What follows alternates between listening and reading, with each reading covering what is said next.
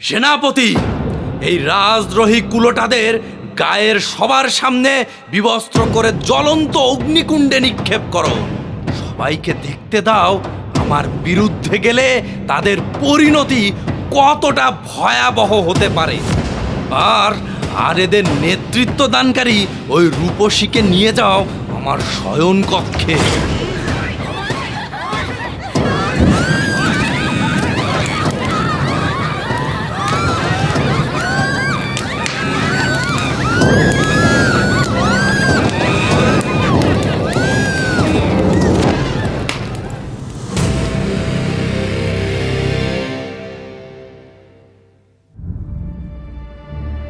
গপ্প ভাইবস অরিজিনালসের আজকের নিবেদন লেখিকা রশ্মিতা দাসের কলমে যক্ষিণী। রশ্মিতা দাস একজন বিএসসি গ্র্যাজুয়েট এবং কম্পিউটার ডিপ্লোমাধারী। তিনি বর্তমানে ব্যাঙ্গালোরে বসবাস করেন। জীবনের প্রতিকূলতার কারণে তিনি লেখালেখি থেকে বেশ কিছুদিন দূরে ছিলেন। এখন নতুন করে কলম ধরেছেন এবং নিয়মিত বিভিন্ন প্ল্যাটফর্মে পাঠকদের মন ছুঁয়ে যাওয়ার মতো গল্প লিখে চলেছেন। এই গল্পটিতে বিভিন্ন মূল চরিত্রে অভিনয় করেছেন স্নেহা, সাবা, রিয়া, পূজা, হৃদয়, তৌফিক, শুভ্রদেব ও আশিক। গল্প পাঠ ও সমগ্র পরিচালনায় ডক্টর মোহাম্মদ সারোয়ার হোসেন। গল্পের সূত্রধর আমি সৌরভ। তাহলে চলুন শুনে নিই আমাদের আজকের গল্প যক্ষিণী।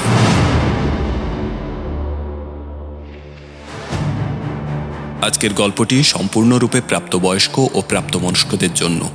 তাছাড়া গল্পের পটভূমি এবং চরিত্রগুলি সম্পূর্ণ কাল্পনিক। বাস্তবের সঙ্গে কোনো মিল থেকে থাকলে টিম গপ্প ভাইবস কোনো মতেই দায়ী নয়।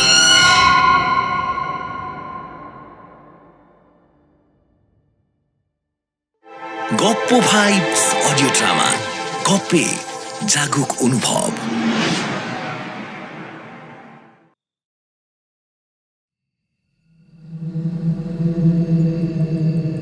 12 আগস্ট 1776।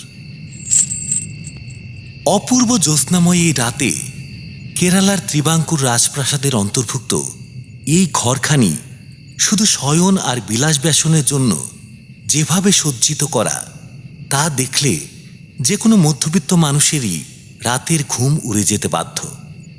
বলা বাহুল্য, এই মায়াবী জ্যোৎস্না রাতের অনাবিল সৌন্দর্য কিংবা এই আড়ম্বরপূর্ণ সুবিশাল শয়নকক্ষের রাজকীয়তা মুগ্ধতার দৃষ্টি নিয়ে দুচোখ ভরে দেখার বা অনুভব করার মতো মানসিক অবস্থাতেই নেই আবিলাসা।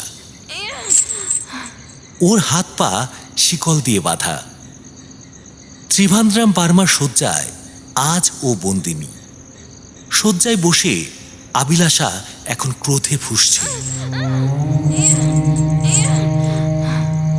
মায়াবী জ্যোৎস্নার রাতের অপার সৌন্দর্যের দিকে তাকিয়ে আবিলাসার আজ ঘৃণা ব্যতীত আর কোনো অনুভূতিরই উদ্রেক হচ্ছে না। সৌন্দর্য মাত্রই যদি শুধু ভোগ্য সামগ্রী হয়, তাহলে সেই সৌন্দর্যের চাইতে কদর্য আর কোনো কিছুই হতে পারে না।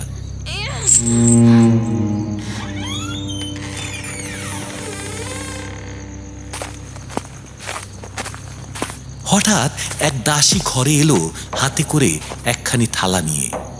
এরপর শয্যার পাশে রাখা সোনার টেবিলের উপর থালাখানি রাখলো সযত্নে। তারপর থালার উপর মখমলের কাপড়ের আবরণটি তুলে নিল। চোখ চেয়ে সেদিকে তাকালো আবিলাসা। থালা ভর্তি করে সাজানো রয়েছে রাজকীয় সব সুখাদ্য। এমন খাদ্য খাওয়া তো দূরের কথা, জীবনে চোখে পর্যন্ত দেখেনি আবিলাসা। সকালের পর থেকে ওর পেটে বলতে গেলে কিছুই পড়েনি। সারাদিনের প্রহার আর নির্যাতনের পর দিন শেষে হঠাৎ করে মুখের সামনে থালায় ভর্তি করে এমন রাজভোগ নিয়ে এসে রাখলে সংযম হারানোটাই স্বাভাবিক। মহারাজ আপনার জন্য খাবার পাঠিয়েছেন, খেয়ে নিন, উনি শীঘ্রই চলে আসবেন।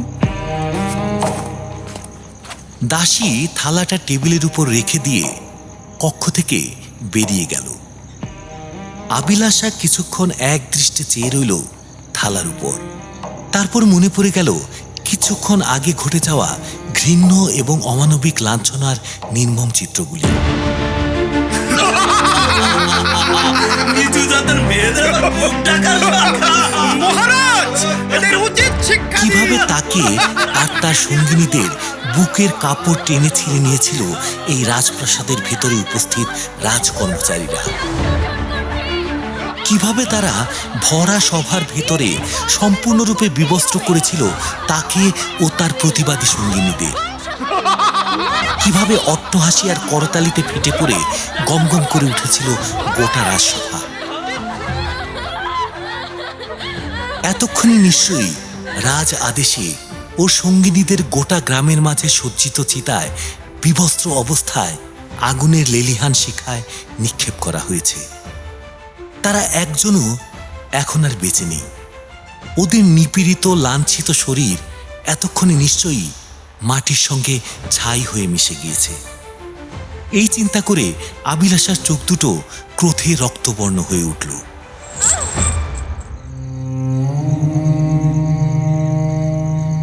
কেবলমাত্র সুন্দরী বলেই রাজা ত্রিভান্দ্রাম বর্মা আজকে রাতে বিছানায় ভোগ করার জন্য ওকে নিয়ে এসেছে। আর এখন রাত হতেই দাসী পাঠিয়ে ওর অভুক্ত উদরের তৃপ্তির জন্য পাঠিয়েছে রাজভোগ। এরপর নিজের কামভোগের সামগ্রী হিসেবে ওর শরীরটাকে নিংড়ে পিষে ছিবড়ে করবে ওই মানুষরূপী নরপিশাচ।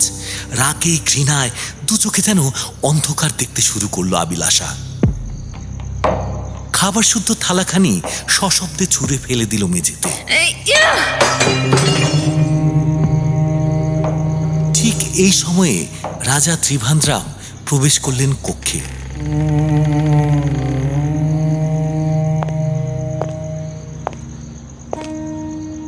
খাবারের থালা দেখেও বিনা বিস্ময়ে এক ক্রূর চাপা হাসি হেসে তিনি বললেন,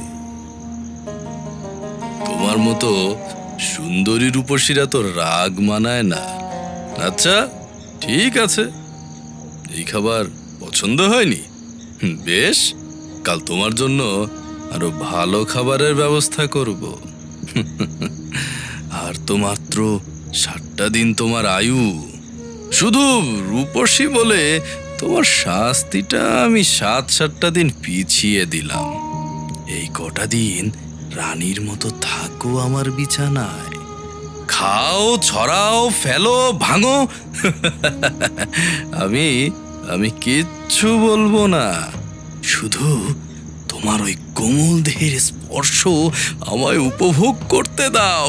এসো, কি হলো, এসো আমার বাহু পাশে, এবার তুমি ধরা দাও।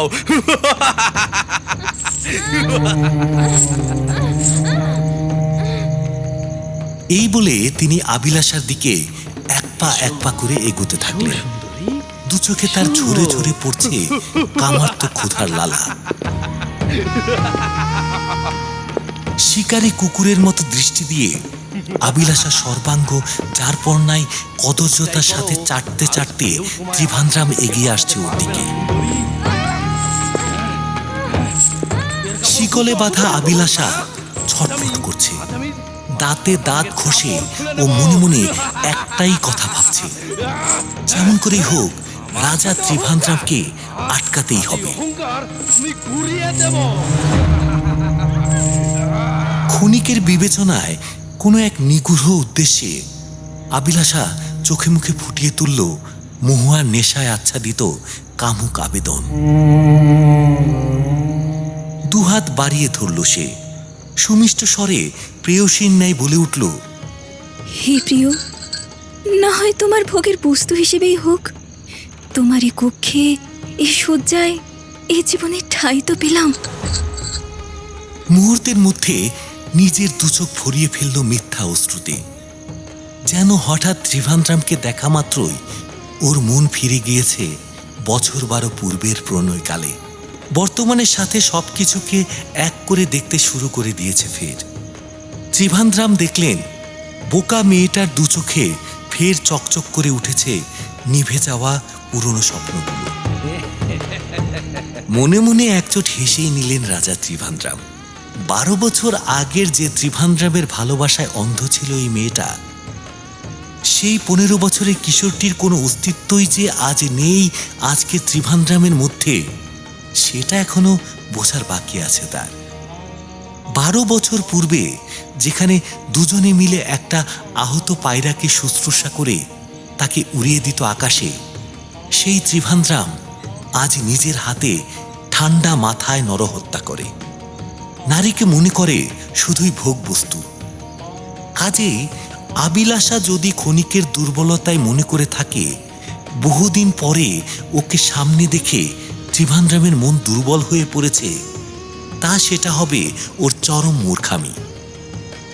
তবে মেয়ে মানুষের ভিতরে মূর্খামি থাকা ভালো, ওতে পুরুষ মানুষের সুবিধাই অনেক। তাই নাকি সুন্দরী? তাহলে তো তোমাকে আমার কাছে বিলিয়ে দিতে এতটুকু আপত্তি থাকার কথা নয়, তাই না? এসো এসো এসো এসো।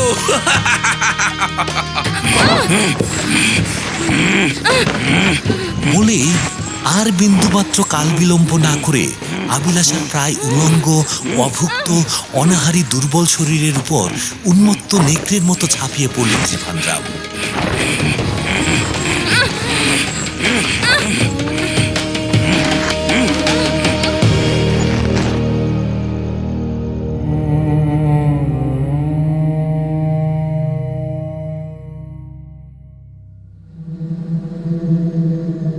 অক্টোবর 2025। সারা সপ্তাহে কাজের চাপে আর টেনশনে রাহুল বেচারা আধ ঘন্টা ব্রেক টাইমের ভিতর শান্তি করে খেতেই পারে না। একমাত্র রবিবারের দিনেই বাড়িতে একটু আয়েশ করে খাওয়ার সুযোগটা পায় সে। ইদানিং ও মাকে টিফিন বানিয়ে দিতে বারণই করে দিয়েছে। বলেছে, মা, তুমি কষ্ট করে সকাল সকাল উঠে আমার জন্য ভালো মন্দ খাবার তৈরি করে দাও, আর আমি ওই আধ ঘন্টা ব্রেকের মধ্যে সেগুলো ভালো করে খেতেই পারি না। তোমার সব পরিশ্রম বলতে গেলে বৃথাই যায়। আমি বরং কাজের দিনগুলোই অফিসের ক্যান্টিনে খেয়ে নেব। রবিবার দিন তোমার হাতের রান্না একেবারে কবজি ডুবিয়ে খাবো, কেমন? মা অবশ্য প্রথমটায় রাহুলের কথাটা শুনতে চাননি। বলেছিলেন, বাইরের খাবার খাওয়া কি ভালো বাবা? ঘরের খাবার খাওয়াই তো শরীর স্বাস্থ্যের জন্য সবচেয়ে নিরাপদ। কিন্তু রাহুলের কথা অবশেষে শুনতেই হলো তাকে। রাহুল তাই এখন ওর সহকর্মী আর বন্ধুদের সাথে ক্যান্টিনে বসে খায় কদিন হলো। তেমনি এক অফিস ব্রেকের সময়ে ক্যান্টিনে বসে গরম সিঙ্গারা মুখে পুরে চিবোতে চিবোতে সৌমিলি বলে উঠল, আরে রাহুল বাবু যে, আসুন বসুন। এতক্ষণ ছিলেন কোথায়? আর তো মোটে মিনিট 15 বাকি। ভেবেছিলাম লাঞ্চ করতে করতে পুজোর ট্যুরের ব্যাপারটা জমিয়ে আলোচনা করা যাবে। এখন তো তুই গপাগপ গিলবি আর তারপর কাজে ছুট লাগাবি, হোপলেস কোথাকার। আরে সবটা গুছিয়ে উঠতে একটু দেরি হয়ে গেল রে। যাকে কোথায় যাওয়া হবে ভাবলি কিছু? এই বলে রাহুল ওয়েটারকে ডেকে ওর খাবারের অর্ডার দিতে গেলে সাথে সাথে সৌমিলি বলে উঠল, আরে দাঁড়া, তোর খাবারের অর্ডার আমরাই দিয়ে এলাম এইমাত্র। তুই বস, খাবার চলে আসবে। আর আমি একটা কথা বুঝতে পারছি না, স্নেহাটাও আজকে এত লেট করছে কেন? যখনই একটা জরুরি আলোচনার সময় আসে তখনই যেন সব ঢিলে চতুর্দশী হয়ে পড়ে। ধ্যাত। সৌমিলির কথা শেষ না হতেই টেবিলের কাছে দেখা গেল স্নেহাকে। ওর চোখের কোণে চিকচিক করছে জল, আর ও সেটাকে চাপবার চেষ্টা করে চলেছে প্রাণপণে। স্নেহাকে দেখা মাত্র সৌমিলি ফের সুর চড়ালো, ওয়েলকাম ম্যাডাম, এই 10 মিনিটের লাঞ্চ ব্রেকে আপনাকে স্বাগত। তোর অর্ডার দেওয়া আছে, নে বসে পড়। এরপর ওর দিকে ভালো করে তাকিয়ে সৌমিলি বুঝতে পারল বাতাস ভারী হয়ে রয়েছে কোনো কারণে। ও স্নেহার হাত ধরে নিজের কাছে টেনে এনে বসালো। এই স্নেহা, এখানে বসতো। তারপর চাপা স্বরে বলল, কি হয়েছে রে? আবার রাহুল তোর সঙ্গে খারাপ ব্যবহার করেছে না রে? চোখ মুছে একটু হাসবার চেষ্টা করে স্নেহা বলে উঠল, না রে, রাহুল আমাকে কিছু বলেনি।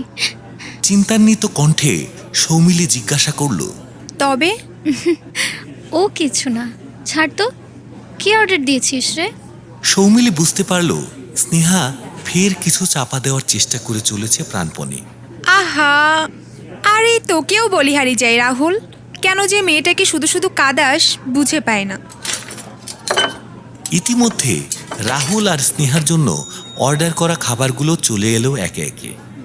রাহুল বলে উঠল, দূর বাবা, এ তো আচ্ছা জ্বালা। কে কখন কাঁদবে তার ঠেকা কি আমি নিয়ে বসে আছি নাকি? ফালতু না বকে খাবারের প্লেটটা এদিকে এগিয়ে দে তো, দে। আর কথা না বাড়িয়ে রাহুল এবার খাবার প্লেটে মন দিল। সৌমিলি তাড়া দিয়ে উঠল স্নেহাকে। হারি আপ স্নেহা, একটু পরে লাঞ্চ টাইম শেষ হয়ে যাবে, তুই তাড়াতাড়ি খেতে শুরু কর। চোখ মুছে নিয়ে এবার স্নেহাও খাওয়ায় মন দিল।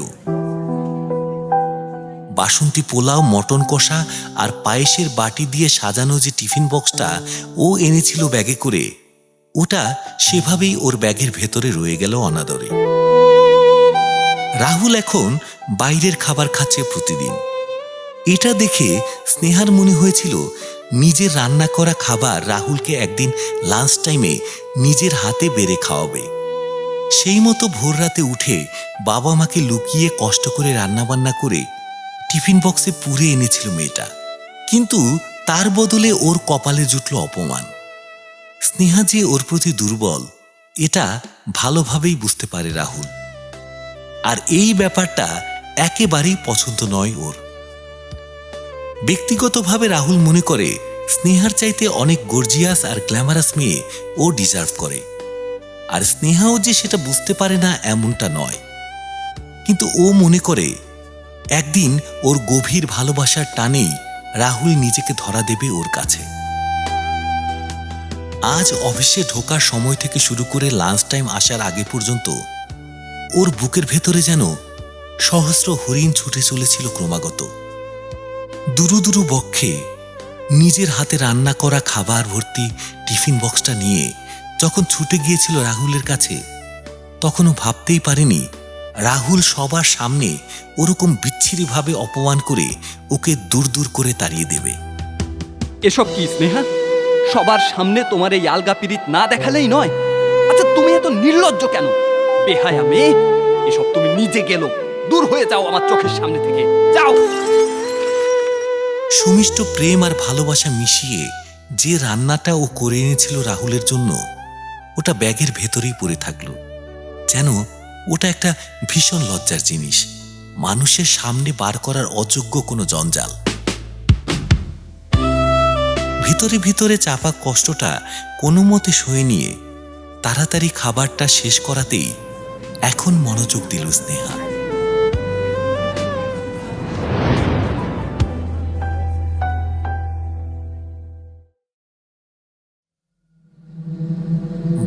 আগস্ট 1776।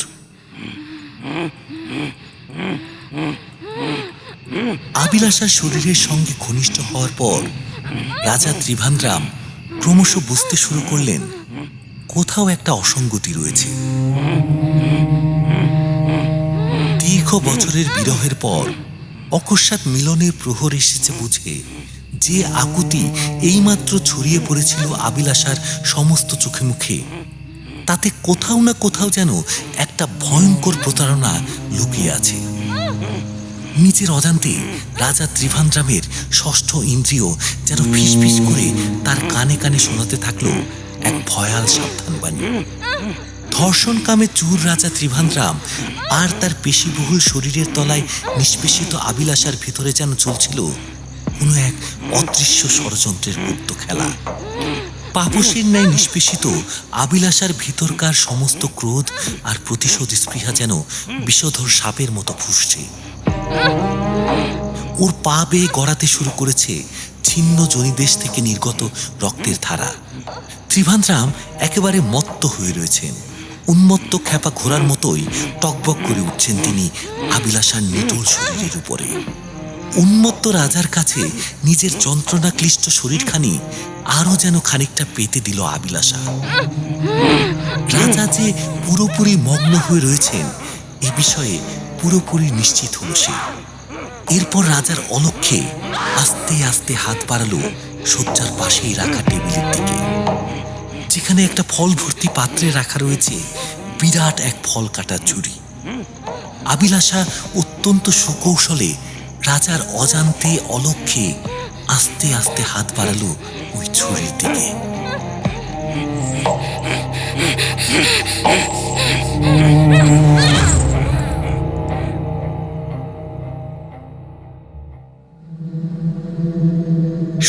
অক্টোবর 2025। সপ্তাহান্তে রবিবারটা যেদিন আসে সেদিন একটু হাঁপ ছেড়ে বাঁচে রাহুল। মায়ের হাতের রান্না দুপুরে কবজি ডুবিয়ে খাওয়া দাওয়া সেরে নিয়ে আরামে একটা ভাত ঘুম দেওয়াটাই চিরদস্তুর ওর কাছে। কিন্তু আজ সেসব কিছুই হওয়ার জো নেই।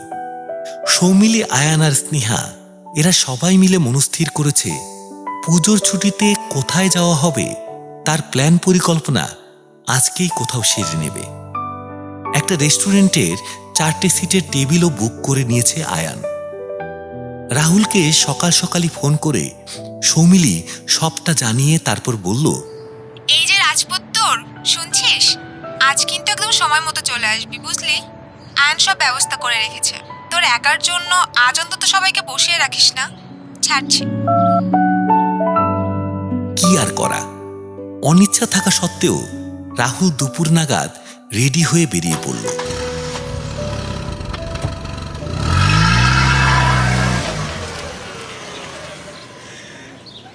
কিন্তু পৌঁছেই সৌমিলি আর আয়নের সাথে স্নেহাকে দেখে যথেষ্ট অসন্তুষ্টই হলো রাহুল। ওর বুঝতে বাকি রইল না যে ট্যুর নিয়ে আলোচনা হবে এখন স্নেহাও সেই ট্যুরের অংশীদার। স্নেহা মেয়েটাকে একেবারেই সহ্য করতে পারে না রাহুল। স্মার্টনেসটা অনেকটা কম, কথা বলতে গেলে তোতলায় পর্যন্ত। এই ধরনের একটা মেয়ে যদি রাহুলের দিকে চেয়ে জীবন পার করতে চায় তো করুক না, তাতে ওর কোনো আপত্তি নেই। কিন্তু ওর মনে কোনো টান জন্মাতে পারবে না। কি আর করা, স্নেহা সৌমিলির বেস্ট ফ্রেন্ড। তাই এই একজন উটকো আপদের জন্য বাকি দুজন বন্ধুকে উপেক্ষা করাটা সমীচীন হবে না ভেবে স্নেহার উপস্থিতিকে পুরোপুরি উপেক্ষা করে নিজের মুখে নিয়ে আসলো একটা ঝলমলে হাসি। এরপর সৌমিলির কাঁধে হাত রেখে বলেই উঠল রাহুল, দেখ, কাটায় কাটায় 12টা। আজকে কিন্তু আমি একদম দেরি করিনি।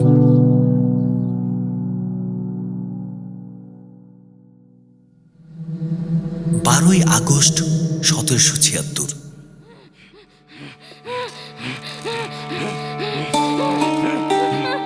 রাজা ত্রিভান্দ্রাম নেশার সাগরে এখন যেন তুফান ছুটিয়ে দিয়েছেন। আবিলাসা সেটা নিজের সর্বাঙ্গে মর্মে মর্মে টের পাচ্ছে।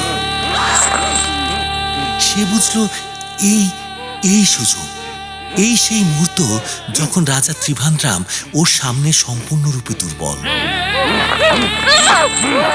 আর বিন্দুমাত্র ভাবল না আবিলাসা। উড়ন্ত তরবারির মতো নিজের ছুরি ধরা হাতখানি রাজা ত্রিভান্দ্রামের শরীরে গেঁথে দেওয়ার জন্য চালিয়ে দিল প্রবল গতিতে।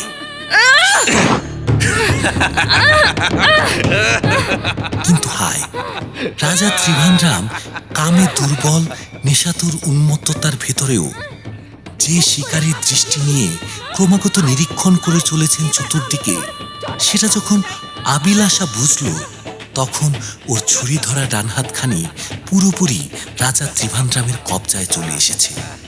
তার বজ্রমুষ্টির প্রবল দাপটে আবিলাসা যেন সিংহের হাতে ধরা পড়ে যাওয়া ছাক শিশুর মতো ছটফট করতে লাগল। রাজা ত্রিভান্দ্রাম এবার হা হা করে অট্টহাস্যে ফেটে পড়ল। কক্ষের স্তব্ধ বাতাসের প্রতিটি কণা যেন সদ্য শান্ত জলে ঢিল পড়ার মতোই টলটল করে কেঁপে উঠল সেই নিষ্ঠুর অট্টহাস্যে। ওরে কাল নাগিনী, তোর পেটে পেটে এত শয়তানি! তুই আমাকে মারবি? তোর এত বড় দুঃসাহস! কি ভেবেছিলি তোর ওই 2 পয়সায় রূপের মোহে আমি নিজের বাহ্যিক বোধজ্ঞান সব হারিয়ে ফেলবো? হ্যাঁ, আবিলাসা প্রবল আক্রোশে তখন রীতিমতো ফুঁসছে। ওর দু চোখ দিয়ে যেন আগুন ঝরে পড়ছে। ও পরিষ্কার বুঝতে পারছে ওর আয়ু আর খুব বেশিক্ষণের নয়। কিন্তু তাও তার চোখে মুখে কোনো ভয় ভীতির চিহ্ন মাত্র দেখা গেল না। নিশ্চিত প্রাণহানি জেনেও বিন্দুমাত্র আকুতি প্রকাশ পেল না তার কণ্ঠে, বরং বাঘিনীর মতো ফুঁসে উঠে তীব্র আক্রোশে আর হুঙ্কারের সাথে গর্জে উঠে বলল, আমার বুকে ছুরি বসিয়ে তুই তোর নিজেরই বিনাশ ডেকে আনবি রে নরধম। যে নারীর বুকের কাপড়ের কড়াদের জন্য তার টেনে ছিঁড়েছিস তুই সকলের সামনে, তাদের উলঙ্গ করে ছুড়ে দিয়েছিস জ্বলন্ত অগ্নিশিখায়, তাদের সকলের সঙ্গে এক হয়ে যাব আমি ফিরে আসব, আমরা ফিরে আসব তোর প্রাণঘাতী যক্ষিণী হয়ে। তোকে বিনাশ করার জন্য আমরা এক না একদিন ঠিক জেগে উঠব।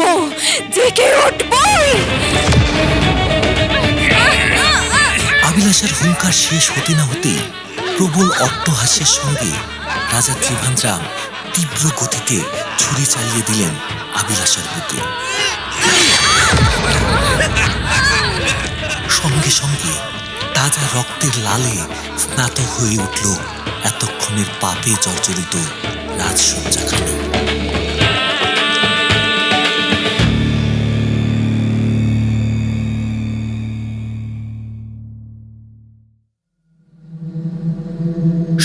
অক্টোবর 2025।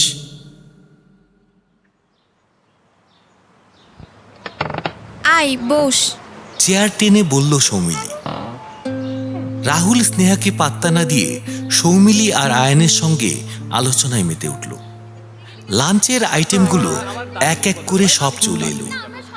লাঞ্চের টেবিলে বসে খেতে খেতে ট্যুরের স্থান নির্বাচন নিয়ে আলোচনা শুরু করলো ওরা। শেষমেশ ওরা সিদ্ধান্ত নিল এবার পুজোর 4 দিনের ছুটিতে ওরা বেড়াতে যাবে উটিতে। উটির মতো পাহাড় আর জঙ্গলে ঘেরা জায়গায় ঘোরার রোমাঞ্চটাই কিছু আলাদা। আর পুজোর ছুটির মাত্র হাতে গোনা 6-7 দিনই বাকি রয়েছে। অতএব এখন থেকেই নেট সার্চ করে ট্রেনের টিকিট, হোটেলের রুম সবকিছুর ব্যবস্থা করে রাখতে হবে। এক্ষেত্রে টিকিট করার দায়িত্ব নিল আয়ান, আর হোটেলের রুম বুক করার দায়িত্ব নিল রাহুল। তাছাড়া যাওয়ার পথে ফ্রাইড রাইস, চিলি চিকেন, পায়েস এইসব বিভিন্ন প্রকার সুখাদ্য রান্না করে আনার দায়িত্ব পড়ল সৌমিলি আর স্নেহার উপর। রাহুল বলে উঠল, আচ্ছা ঠিক আছে, আমি কাল থেকে হোটেলের রুম সার্চ করা শুরু করব নেটে। আয়ান সাথে সাথে হা হা করে উঠল, বলল, আবার কালকে কেন? আজকে থেকে সার্চ শুরু করে দে। আরে জায়গা ঠিক হয়ে গেছে, ব্যবস্থা করতে গিয়ে এত গড়িমসি করার কোনো মানেই হয় না। আরে খোঁজ ভাই, আজ থেকেই খোঁজ। হোটেলের রুম আর ট্রেনের টিকিটের ব্যবস্থা হয়ে গেল খুব অল্প সময়ের মধ্যেই। পরিকল্পনা অনুযায়ী সব ব্যবস্থা হয়ে যাওয়ার পর রওনা দেওয়ার ঠিক আগের মুহূর্তে মনটা কেমন খচখচ করে উঠল রাহুলের।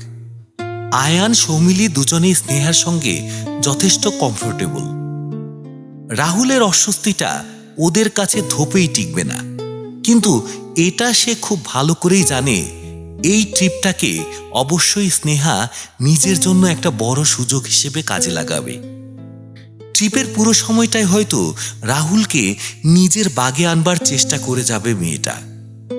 এই ছোটখাটো ঝামেলাকে ইগনোরই করতে চেয়েছিল সে। কিন্তু রওনা দেওয়ার আগের দিন হঠাৎ আয়ান ফোন করে ওকে জিজ্ঞাসা করে, হ্যাঁ রে রাহুল, আমি আয়ান বলছি, বাসন্তী পোলাওয়ের সাথে ডেজার্ট হিসেবে কি খেতে পছন্দ করিস তুই? রাহুল বেশ অবাক হয়ে জিজ্ঞাসা করে আয়ানকে, তোকে এ কথা জিজ্ঞাসা করতে কে বলল? আয়ান হেসে বলেছিল, আসলে স্নেহা নিজে তোকে ফোন করতে পারছে না, ধমক খাওয়ার ভয়, তাই আমাকে জিজ্ঞেস করতে বলল। কথাটা শোনা মাত্র একেবারে তেলে বেগুনে জ্বলে উঠল রাহুল। হ্যাঁ রে আয়ান, তোর কি খেয়ে দিয়ে কোনো কাজ নেই? বসে বসে স্নেহার দুধগিরি করছিস? অনেক কাজ আছে এখন আমার, ফোন রাখ। রেগে মেগে ফোন তো কেটে দিল। মনে মনে ভাবল, মেয়েটার ভিতরে লাজ লজ্জার কোনো নাম মাত্র নেই। এ কি ভালোবাসা রে বাবা, নাকি স্রেফ হ্যাংলাপনা? রাহুলের মনে হলো বেড়াতে গিয়ে স্নেহার ফালতু হ্যাংলাপনার শিকার হওয়ার চাইতে কলকাতায় বন্ধুদের সঙ্গে ঘুরে ঘুরে ঠাকুর দেখে পূজা কাটানো ঢের ভালো। ট্যুরে যাওয়া ক্যান্সেল করার সিদ্ধান্ত প্রায় নিয়েই ফেলল রাহুল। কিন্তু পর মুহূর্তেই ভাবল, হোটেলের রুম বুকিং, ট্রেনের টিকিট সবকিছুর বন্দোবস্ত হয়ে গেছে। এখন যাওয়ার সময়টা আসার পর যদি ও যাওয়া ক্যান্সেল করে তাহলে আয়ান আর সৌমিলি খুবই আপসেট হবে। একজনকে ইগনোর করার জন্য 2 জন ভালো বন্ধুর সাথে ট্যুরে যাওয়া নিয়ে এরকম বাজে রসিকতা করার কোনো মানেই হয় না। কি বা এমন করতে পারবে স্নেহা ওখানে? লোকজনের সামনে বাড়াবাড়ি যদি কিছু করতেও যায় সবার সামনে ঠাটিয়ে চর মেরে হলেও চুপ করিয়ে দিতে দুবার ভাববে না রাহুল। এই সব ভেবেচিন্তে নিজের মনকে শান্ত করে নিল সে। ফ্লাস্ক থেকে গরম কফি ঢেলে নিল কাপে। তারপর ট্যুরে যাওয়ার জন্য ব্যাগপত্র গোছানোয় মন দিল।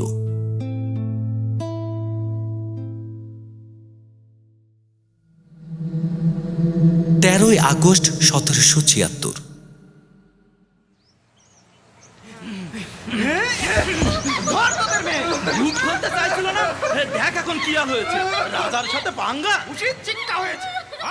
আবিলাসার রক্তাক্ত নিথর দেহখানি যখন রাজা ত্রিভান্দ্রামের লোকেরা ঘৃণার সঙ্গে তাদের কুড়ে ঘরে ছুরি দিয়ে গেল, তখন তার মা বাবা শোকে অন্ধকার দেখলেন।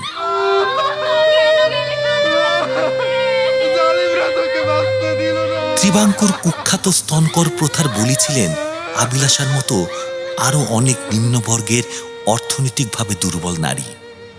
এই প্রথা ছিল শাসনের সীমাহীন লজ্জাজনক দৃষ্টান্ত, যেখানে নিম্ন শ্রেণীর নারীদের বক্ষ ঢেকে রাখতে হলে নিয়মিত কর দিতে হতো, নয়তো বক্ষ নিরাবরণ করে রাখতে হতো। আবিলাসার পরিবার একসময় সচ্ছল হওয়ায় কর দিয়ে নিজেদের মান রক্ষা করত, কিন্তু অবস্থার অবনতি হওয়ায় তাদেরও লাজ লজ্জার পাট চুকিয়ে বুকের কাপড় খুলতে হয়। যখন রাজার লোকেরা 20 বছর বয়সী আবিলাসার কামোদ্দীপক শরীরের উপরের কাপড় খুলে নিতে মরিয়া হয়ে উঠল, তখন সে এটা মানতে পারেনি। আর কতদিন তোমরা এই ঘৃণ্য জঘন্য প্রথার সামনে মাথা ঝোঁকাবে? সে তার চারপাশের মেয়েদেরকে এই জঘন্য কুপ্রথার বিরুদ্ধে একজোট করতে শুরু করে। তারাও একমত হয়ে প্রথা মানতে অস্বীকার করে। খবর রাজার কান পর্যন্ত পৌঁছলে তিনি প্রচন্ড ক্রোধে সবকটি মেয়েকে রাজসভায় ধরে আনার হুকুম দেন। রাজসভায় পৌঁছেও মেয়েরা তাদের সিদ্ধান্তে অটল থাকে, জানায় লাজ লজ্জা তাদের জন্মগত অধিকার, অর্থের বিনিময়ে কেনার জিনিস নয়। বক্ষে নয় কর দেব, রক্ত দিয়ে তার রাজার রাজকোষে হবে নারীর হাহাকার। আবিলাসাকে বিদ্রোহী নারীদের নেতৃত্ব দিতে দেখে রাজা ত্রিভান্দ্রামের ভেতরের লালসা ঝরে পড়ে। ছোটবেলায় পরিচিত সেই মেয়েটিকে এখন অপূর্ব সুন্দরী যুবতী দেখে তিনি আবিলাসাকে নিজের শয়নকক্ষে পাঠানোর এবং বাকি মেয়েদের শাস্তি দেওয়ার হুকুম দিলেন।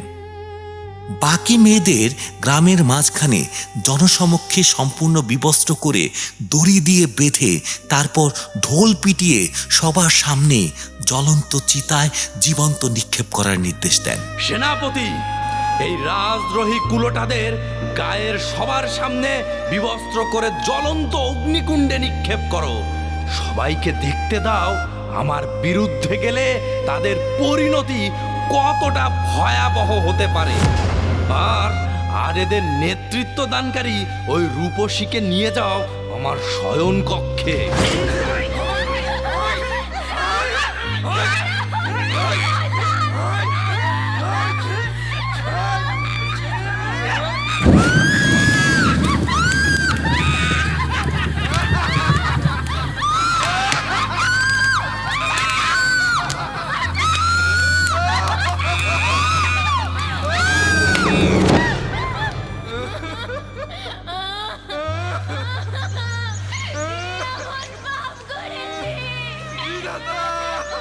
আবিলাসার মা মেয়ের রক্তাক্ত মৃতদেহের উপরে শুধুই আছড়ে পড়ে কাঁদতে কাঁদতে বলে চলেছেন,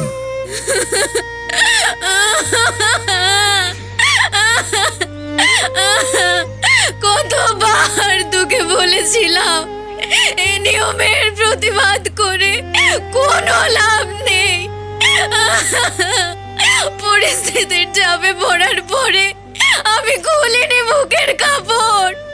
শুধু আমি কেন, তোর কাঁধ বয়সী বোনেরা দিদিরা সবাই খুলেছে। লাজ লজ্জার মাথাকে সবার সামনে দিয়েও বেরিয়েছে কাজে। এটাই তো আমাদের নিয়তি রে। ওরে সবাই বুঝলো, শুধু তুই বুঝলি না। পোড়া কপালি, তুই বুঝলি না।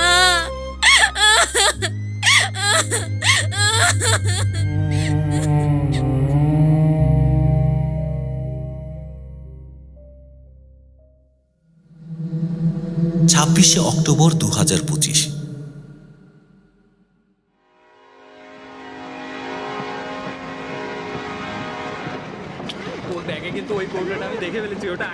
ট্রেনের এসি কামরার ভেতরে চার বন্ধুর আড্ডাটা ভালোই জমে উঠেছে।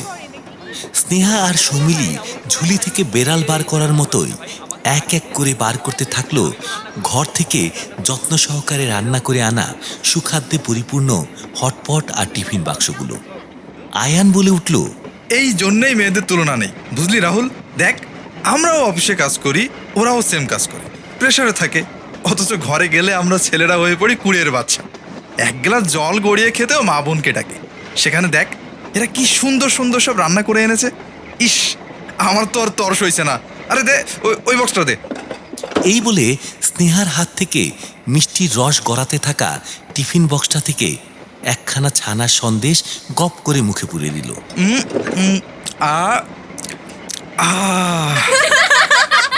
তারপর পরম তৃপ্তির সাথে আয়ান আহ বলে একখানা শব্দ যা বার করলো তাতে হেসে ফেলল স্নেহা আর সৌমিলি। স্নেহা বলে উঠল, তোদের মতো খাদ্যরসিকদের জন্যই তো আমাদের মেয়েদের খুন্তি ধরা সার্থক। আর এরপর রাহুল যেটা করলো তাতে বেশ অবাকই হয়ে গেল সবাই। স্নেহার যে টিফিন বক্সটা আয়ানের হাতে ছিল ওটার থেকে একটা ছানা সন্দেশ তুলে ও নিজের মুখে পুরে দিল। কই দেখি দেখি, এ এ আ তারপর বলল, আসলেই খুব ভালো বানিয়েছিস মিষ্টিটা স্নেহা।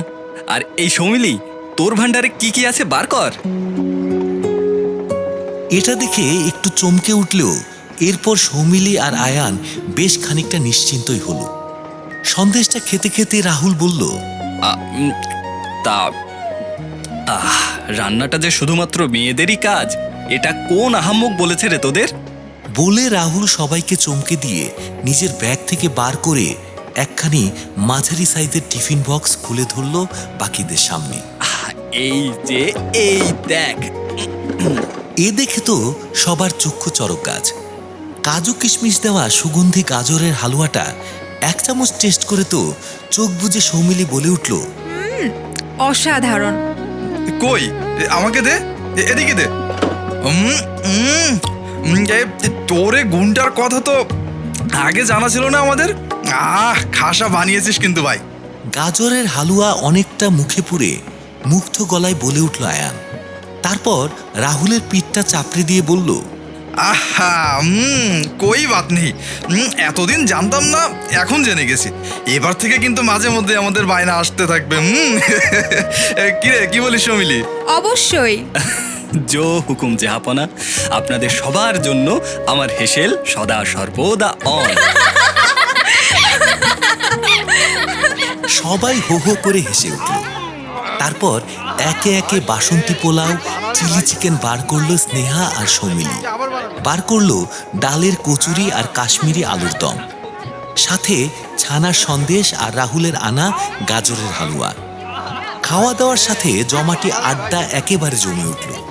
কথা গানে কখন যে কেটে গেল অনেকখানি সময়, সেটা ওরা কেউ ঠাহরি করতে পারল না।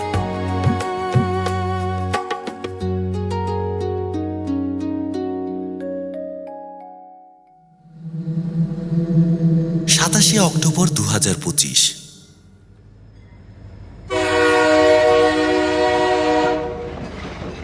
ট্রেন এখন ছুটছে তীব্র গতিতে। অন্ধ্রপ্রদেশ পেরিয়েছে সবে, গন্তব্য আর খুব বেশি দূরে নেই। চার বন্ধুতে এখন জমিয়ে তাস খেলা চলছে। এমন সময় হঠাৎ রাহুলের মোবাইলে একটা ফোন কল এলো ওর ছোট বোন রোদ্দুরের। রাহুলের বেশ রাগই হলো। না, এই মেয়েটারও এখন সময় হলো ফোন দেওয়ার। যবে থেকে ব্যাঙ্গালোরের কলেজে অ্যাডমিশন নিয়ে নিজের বাক্স প্যাটরা বেঁধে পাড়ি দিয়েছে সেখানে, তারপর থেকে যেন সে মেয়ে ভিআইপি হয়ে গিয়েছে। নিজে থেকে কোনো ফোন টোন তো করেই না, এমনকি বারবার করে ফোন করলেও রিসিভ পর্যন্ত করে না। 9 মাসে 6 মাসে এক আধবার কি রে দাদা কেমন আছিস বলে আদিক্ষেতাগুলো করে। আজ হঠাৎ করে সে নিজের থেকে ফোন করছে দাদাকে। সূর্য আজকে কোন দিকে উঠেছে? বোনের নাম্বারটা ভেসে উঠতে প্রথমটা লাফিয়ে উঠল রাহুল বটে, কিন্তু পরক্ষণেই ওর মনে হলো বয়েই গেছে ওর ফোন রিসিভ করতে আমার। ইতিমধ্যে ফোন বেজে বেজে একেবারেই থেমে গেল। সৌমিলি বলে উঠল, কি রে রাহুল, ফোনটা রিসিভ কর। ছাড়, বাদ দে তো। দরকার থাকলে নিজেই আবার ফোন করে নেবে। তুই তোর খেলাটা খেল তো, দেখ এবারের বাজিটা তুই হারবি। এই বলে ফোন পকেটস্থ করে ফের খেলায় মেতে উঠল রাহুল। কিন্তু মিনিট 5 যেতে না যেতেই খেলার মাঝখানে রাহুল বলে উঠল, এই তোরা একটু দাঁড়া তো, একবার কল ব্যাক করি। এই বলে পকেট থেকে ফের ফোনটা বার করে বোনের নাম্বারে কল করল রাহুল।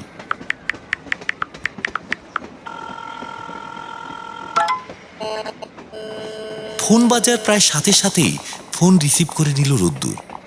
কিন্তু সিগন্যাল প্রবলেমের জন্য কিছুতেই স্পষ্টভাবে কোনো কথাই শোনা যাচ্ছে না। রাহুল একটু অধৈর্য হয়ে বাকিদের উদ্দেশ্যে বলে উঠল, তোরা অপেক্ষা কর, আমি একটু ওয়াশরুমের ওদিকটাতে যাচ্ছি। এখানে বড্ড সিগন্যাল প্রবলেম, দেখি ওদিকটাই ঠিক মতো সিগন্যাল আসে কিনা। এই বলে তাড়াহুড়ো করে রাহুল উঠে চলে গেল ওয়াশরুমের দিকে। আয়ান বিরক্তিমাখা মুখ নিয়ে বলে উঠল, ছেলেটার মাথায় নির্ঘাত ক্র্যাক আছে। ওয়াশরুমের কাছাকাছি আসার পরেই বোনের গলা একেবারে পরিষ্কারভাবে শুনতে পেল রাহুল। দাদা, দাদা, তুই তুই শুনতে পাচ্ছিস? ও থ্যাঙ্কস গড। শোন দাদা, আমি না মারাত্মক বিপদে পড়েছি।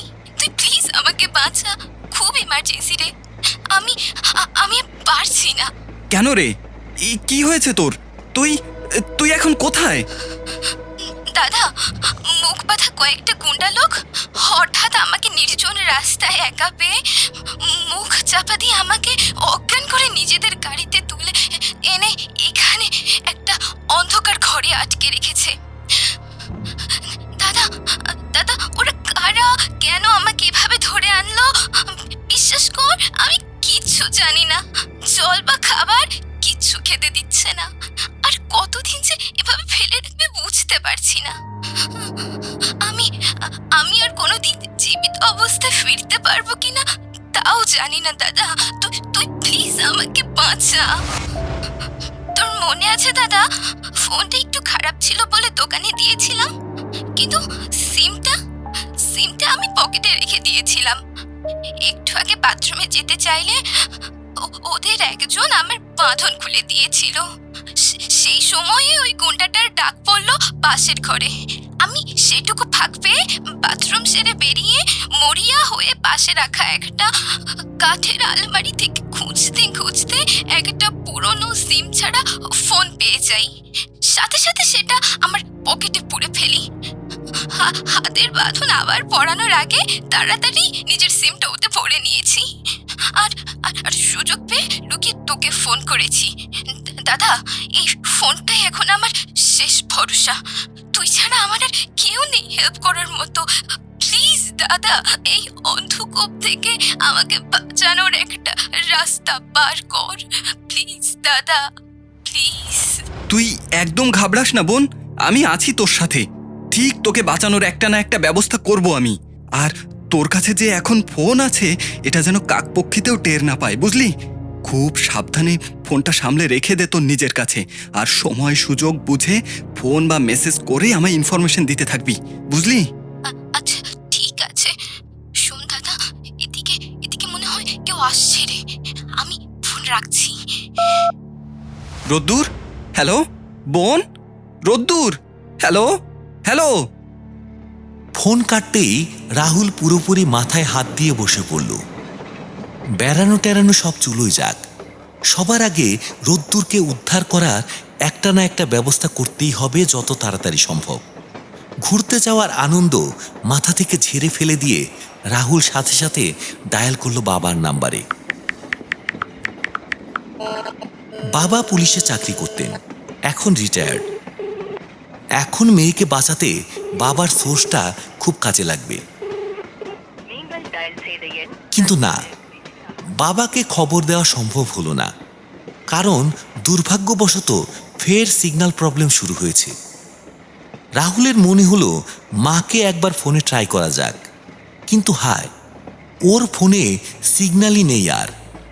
এবার ও হন্তদন্ত হয়ে বন্ধুদের কাছে ফিরে এসে জিজ্ঞাসা করল, হ্যাঁ রে, এই তোদের কারো ফোনে নেটওয়ার্ক কাজ করছে এখন? সৌমিলি বিরক্তিমাখা কণ্ঠে বলে উঠল, আরে না রে, তোর ফোনেও একই সমস্যা তাই না? আর বলিস না, তখন থেকেই ভাবছি বাড়িতে একটা ফোন করব। নেটওয়ার্কই আসছে না, আমাদের সবারই ফোনের একই পরিস্থিতি। এদিকে ট্রেন তখন অন্ধ্রপ্রদেশ ছাড়িয়ে যাচ্ছে। ওই সময় হঠাৎই রাহুল সবাইকে বলল, এই তোরা শোন, আমি আসছে স্টেশনেই নেমে যাব, বুঝলি? বোন প্রচণ্ড বিপদে আছে, আমাকে গিয়ে ওকে বাঁচাতে হবে। তোরা ট্যুর এনজয় কর, আমি আর তোদের সঙ্গে থাকতে পারবো না রে, আমায় মাফ করিস। রাহুলের কথা শুনে তো সকলে স্তম্ভিত হয়ে গেল। সৌমিলি বলল, হ্যাঁ রে, বলছি তোর কি মাথা খারাপ হয়ে গেল নাকি? এসব কি বলছিস তুই?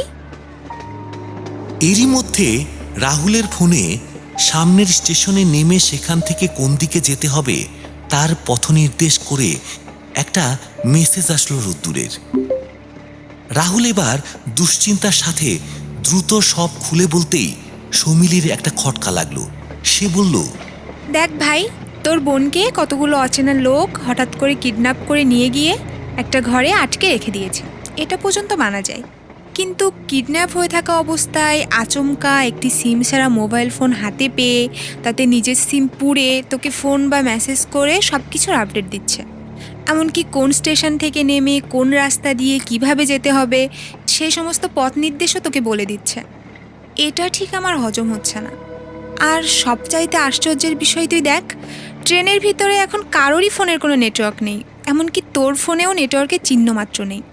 আমাদের বর্তমান পরিস্থিতি এমনই, না আমরা কোথাও ফোন করতে পারছি, না আমাদেরকেও ফোন করতে পারছে। বিষয়টা তোর কাছে উইয়ার্ড মনে হচ্ছে না? বল রাহুল। রাহুল সব শুনে অবিশ্বাসের দৃষ্টিতে সৌমিলির দিকে তাকাতেই ওর মোবাইলে আবার আসলো রোদ্দুরের ফোন। হ্যাঁ রে রোদ্দুর, তুই ঠিক আছিস? কোনো চিন্তা করিস না, আমি একটা ব্যবস্থা দেখছি। রাহুল তখনই তড়াক করে উঠে ফোন কানে দিয়ে চলে গেল ওয়াশরুমের দিকে। বেশ কিছুক্ষণ এমন চলার পর সৌমিলি, আয়ান আর স্নেহা রোদ্দুরের চিন্তার চেয়ে রাহুলের ব্যাপারে বেশি টেনশন করতে লাগলো। এই পুরো ব্যাপারটাই প্রচণ্ড ফিসি লাগছে ওদের। দেখে মনে হচ্ছে ফোনের ওপারে থাকা আগন্তুক রাহুলের বোন রোদ্দুরই হোক কি আর যে কেউই হোক, শুধুমাত্র কথা বলার মাধ্যমেই সে যেন পুরোপুরি নিজের বশীভূত করে ফেলেছে রাহুলকে। এখন সে রাহুলকে যেমনভাবে যা যা বলছে, রাহুল বিনা দ্বিধায় বিনা প্রশ্নে তাই শুনে আর মেনে চলেছে অন্ধের মতো। ওর স্বাভাবিক বোধবুদ্ধি, যুক্তিবোধ পুরোপুরি যেন খুইয়ে বসে রয়েছে। সৌমিলি আয়ানকে ডেকে বলল, আয়ান, এদিকে শোন। আচ্ছা, যাকে অপহরণ করে দড়ি দিয়ে হাত পা বেঁধে রাখা হয়েছে সে কি করে এত ঘন ঘন ফোন করে? ঠিক বলেছিস সৌমিলি। আর ও বেটা রাহুলকে দেখ, দেখে মনে হচ্ছে যুক্তি দিয়ে ভাবার মতো স্বাভাবিক বুদ্ধি এখন ওর পুরোপুরি হারিয়ে যেতে বসেছে। শালাটার ফোনে যখনই কল আসছে তখনই ওই অশ্রমের দিকে চলে যাচ্ছে। কি করা যায় বলতো? তুই এগিয়ে যা না ভাই, একবার চেষ্টা করে দেখ কিছু শুনতে বা বুঝতে পারিস কিনা। আচ্ছা দাঁড়া, আমি দেখছি। আয়ান উঠে গিয়ে রাহুলের চোখ এড়িয়ে ফোনে ওর কথার কিছু নমুনা শুনে বোঝবার চেষ্টা করেছিল আসল ব্যাপারটা কি। এরপর সুকৌশলে নিজেকে রাহুলের দৃষ্টির আড়ালে রেখে চুপচাপ শুনতে থাকলো আগন্তুকের কথার প্রত্যুত্তরে রাহুলের বলা কথাগুলো। কি বলছিস? ওটা কি তবে সেই পুরনো শিলা মন্দির? হ্যাঁ দাদা, তুই শোন, ওখানে নেমে প্রথমে ডান দিকের পাহাড়ি পথটা ধরবি। কিন্তু ওটার পথ তো ম্যাপে দেখছি না, তবে মনে হচ্ছে গভীর জঙ্গল। হ্যাঁ দাদা, ওটাই। শোন, বেশ কিছু দূরে যেয়ে একটা বিশাল পাথর দেখবি। হ্যাঁ, যেটা বহু বছর আগে মন্দির থেকে ভেঙে পড়েছিল, ওটাই একটা গুপ্ত দরজা। তুই শুধু পাথরটাকে ঠেলে ভিতরে ঢুকবি। পাথরের গুপ্ত দরজা, হ্যাঁ? তা বিশাল বড় হলে আমি একা কিভাবে, মানে তুই তুই তুই কি ঠিক বলছিস? তুই তুই চেষ্টা কর দাদা, বিশ্বাস কর, তুই পারবি, তোকে পারতেই হবে, তোর হাতে সময় নেই, আমাকে বাঁচা। এসব কানে যেতেই আয়ান শিউরে উঠল। ও পরিষ্কার বুঝতে পারছে এই পুরো ব্যাপারটায় একটা বড় ধরনের কোনো প্রহসন রয়েছে। চিন্তান্বিত মুখ নিয়ে আয়ান যখন নিজের বার্থের দিকে ফিরে এলো, কপালে ওর দুশ্চিন্তার ভাঁজ গভীর। সৌমিলি বলল, আয়ান, কি হলো তোর? মুখটা এমন কেন? কি শুনলি? যা শুনলাম তাতে আমার মাথা ঘুরছে। এ কোনো সাধারণ কিডন্যাপ নয়, এটা একটা ভয়ঙ্কর প্রহসন। রোদ্দুর হোক বা যেই হোক, ও রাহুলকে জঙ্গলের পথ, পাহাড়ি দুর্গম এলাকা আর ওই যে একটা বহু বছর আগে হারিয়ে যাওয়া মন্দিরের গুপ্ত দরজা খোলার উপায় বলছে। আমার মনে হচ্ছে ও রাহুলকে বেশ বশ করে ফেলেছে। স্নেহা আতঙ্কে সৌমিলির হাত চেপে ধরে। গুপ্ত মন্দির? এসব কি বলছিস? কেন করছে এসব? তুই কি বলতে চাইছিস রাহুল রাহুল কোনো ভয়ঙ্কর ফাঁদে পড়ছে? আয়ান বলল, হ্যাঁ, আর সে পুরোপুরি মন্ত্রমুগ্ধ। ওর স্বাভাবিক যুক্তি বুদ্ধি কাজ করছে না। ওকে এখন সামলানো প্রায় অসম্ভব রে। কিছুক্ষণ পর হন্তদন্ত হয়ে রাহুল এসে সবাইকে বলল, এই তোরা শোন, আমি আসছে স্টেশনেই নেমে যাব, বুঝলি? বোন প্রচণ্ড বিপদে আছে, আমাকে গিয়ে ওকে বাঁচাতে হবে। তোরা ট্যুর এনজয় কর, আমি আর তোদের সঙ্গে থাকতে পারবো না রে, আমায় মাফ করিস। আয়ান, সৌমিলি আর স্নেহা তিনজনেই প্রমাদ গুনল। রাহুল এখন যুক্তি বুদ্ধির পুরোপুরি ঊর্ধ্বে চলে গেছে। শুধু তাই নয়, ওকে সামলে রাখাও এখন বাকিদের পক্ষে প্রায় অসম্ভবই। ট্রেন চেন্নাই পৌঁছতে এখনো বেশ খানিকটা বাকি আছে, কিন্তু এখন রাহুল নিজের গন্তব্য কোথায়, কেন, কি জন্য ও যাচ্ছে সবটাই পুরোপুরি মাথা থেকে বার করে দিয়ে বসে রয়েছে। সে পরের স্টেশনে নেমে পড়বার জন্য ব্যাগ নামিয়ে গোছগাছ শুরু করে দিল। মোবাইলে বলা দিক নির্দেশনা অনুসরণ করে যাওয়াটাই যেন এখন ওর জীবনের একমাত্র লক্ষ্য। কি হচ্ছে আর কেনই বা হচ্ছে, এসবের কোনো কুলকিনারাই পেল না আয়ান, সৌমিলি আর স্নেহা। বেলুনের গায়ে সেফটি পিনের ধারালো স্পর্শের মতোই বেড়াতে যাওয়ার আনন্দ ওদের অল্প সময়ের ভেতরেই ফুস করে উবে গিয়েছিল। আর সেই জায়গা ভরাট করে নিয়েছে দুশ্চিন্তা আর অজানা আশঙ্কার অশনি সংকেত।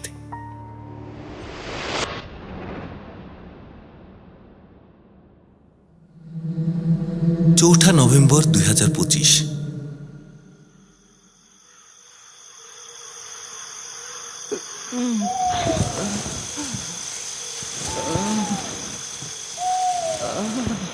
রাত গভীর।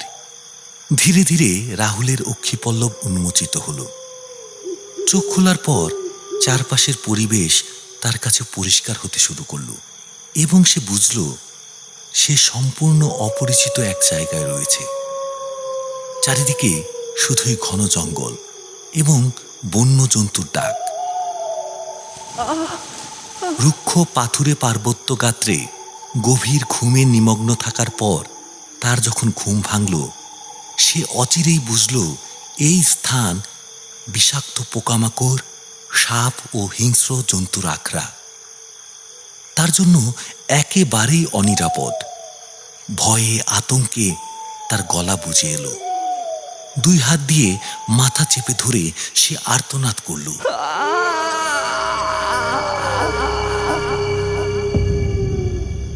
আস্তে আস্তে তার মনে পড়তে শুরু করলো সবকিছু। বেড়াতে যাওয়া, বনের অপহরণ, তারপর মাঝরাতে ঘুমন্ত বন্ধুদের থেকে নিজেকে আড়াল করে চুপি চুপি মাঝপথে ট্রেন থেকে নেমে পড়া এবং ফোনের ওপার থেকে দিক নির্দেশনা শুনে শুনে পাহাড় জঙ্গল পেরিয়ে এই গভীর অরণ্যের ভিতরে পা রাখতে শুরু করা। দুই হাতে মাথাটা সজোরে চেপে ধরল রাহুল। এখন ওর মনে হচ্ছে একটা কোনো ভয়ঙ্কর ফাঁদে ফেলে তাকে এখানে আনা হয়েছে। ওই পথে আসার সময় সে তার সমস্ত স্বাভাবিক বোধ ও যুক্তি হারিয়েছিল, যার ফলস্বরূপ ফোনের ওপারে থাকা কণ্ঠটি ওকে চালিত করে এই গহীন জঙ্গলে এনে ফেলেছে। নিকষ কালো অন্ধকারে চতুর্দিক ছেয়ে আছে, পেটে খিদে যেন রাক্ষসে কামড় বসাচ্ছে। নিজের মতিভ্রষ্টতার কথা মনে পড়ায় সে কপাল চাপড়াতে শুরু করলো। হা ভগবান, এ আমি কোথায় এসে ফেসে গেলাম? বন্ধুরা যখন জানতে পারবে আমি আর ওদের মাঝে নেই, তখন যে ওদের কি অবস্থাটাই হবে। সাথে সাথে পকেটে হাত দিয়ে মোবাইলটা বার করলো। মোবাইলটা হাতে নিয়ে ও বুঝতে পারল এটা এখন পুরোপুরি অকেজো হয়ে পড়েছে। আর স্থির হয়ে বসে থাকতে পারল না রাহুল।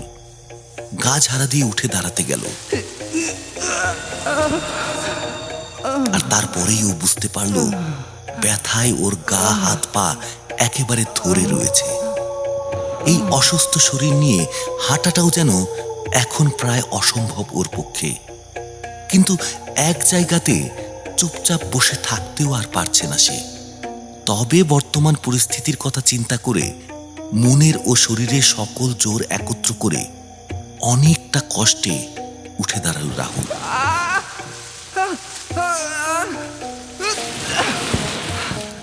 এক পা করে হাঁটতে শুরু করলো। কোথায় যাচ্ছে, কোন দিকে যাচ্ছে, কেনই বা যাচ্ছে, এই প্রশ্ন এখন ওর কাছে সম্পূর্ণ অবান্তর। খানিক হাঁটার পর হঠাৎ রাহুলের মনে হলো অদূরে একটা মৃদু আলো জ্বলছে যেন। কিছুটা নিশ্চিন্ত হলো সে। এই পাণ্ডব বর্জিত গভীর জঙ্গলের ভিতরে মানুষের বাস অন্তত আছে। এবার যদি একটা আশ্রয় অন্তত পাওয়া যায়, সেইটাই তো এখন ওর কাছে পরম সৌভাগ্য। আলোটা লক্ষ্য করে রাহুল সেই দিকেই এক পা করে এগোতে থাকলো। আর কিছুটা এগোনোর পর ও দেখল যেদিকে যাওয়ার জন্য ও এগোচ্ছে সেটা আসলে একটা মন্দির। মন্দিরের সামনে জ্বলছে কয়েকটা মশাল, আর তার মাঝ বরাবর রয়েছে একটা যজ্ঞকুণ্ড। যজ্ঞকুণ্ডের পিছনে বসে রয়েছেন বাঘছাল পরিহিতা এক সাধিকা। তার হাতে রয়েছে একটি শক্ত লাঠি, যার আগায় বাঁধা রয়েছে একখানি নরকরটি। ওই লাঠি হাতে নিয়ে অনর্গল জপে চলেছেন দুর্বোধ্য কোনো এক মন্ত্র।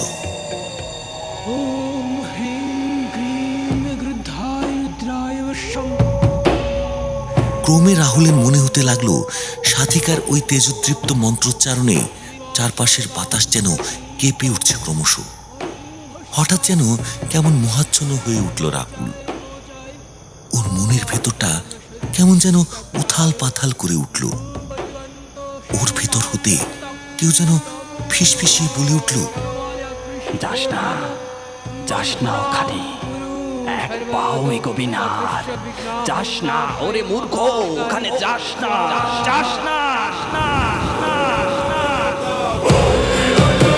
একটা দমকা হাওয়া যেন জেগে উঠল হঠাৎ করে।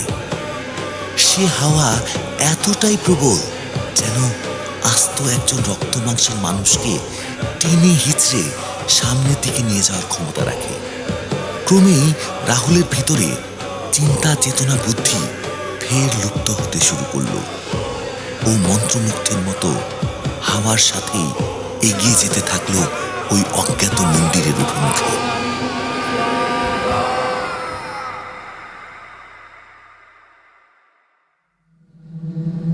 29 অক্টোবর 2025।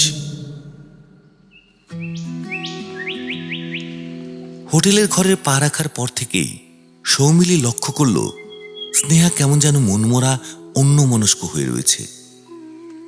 নিজের মনের ভেতরে একটা কিছু হাতড়ে খুঁজে মরছে যেন, কিন্তু কোনো কিনারা করে উঠতে পারছে না। সৌমিলি, আয়ান এরা কিন্তু এখন বেশ নিশ্চিন্ত।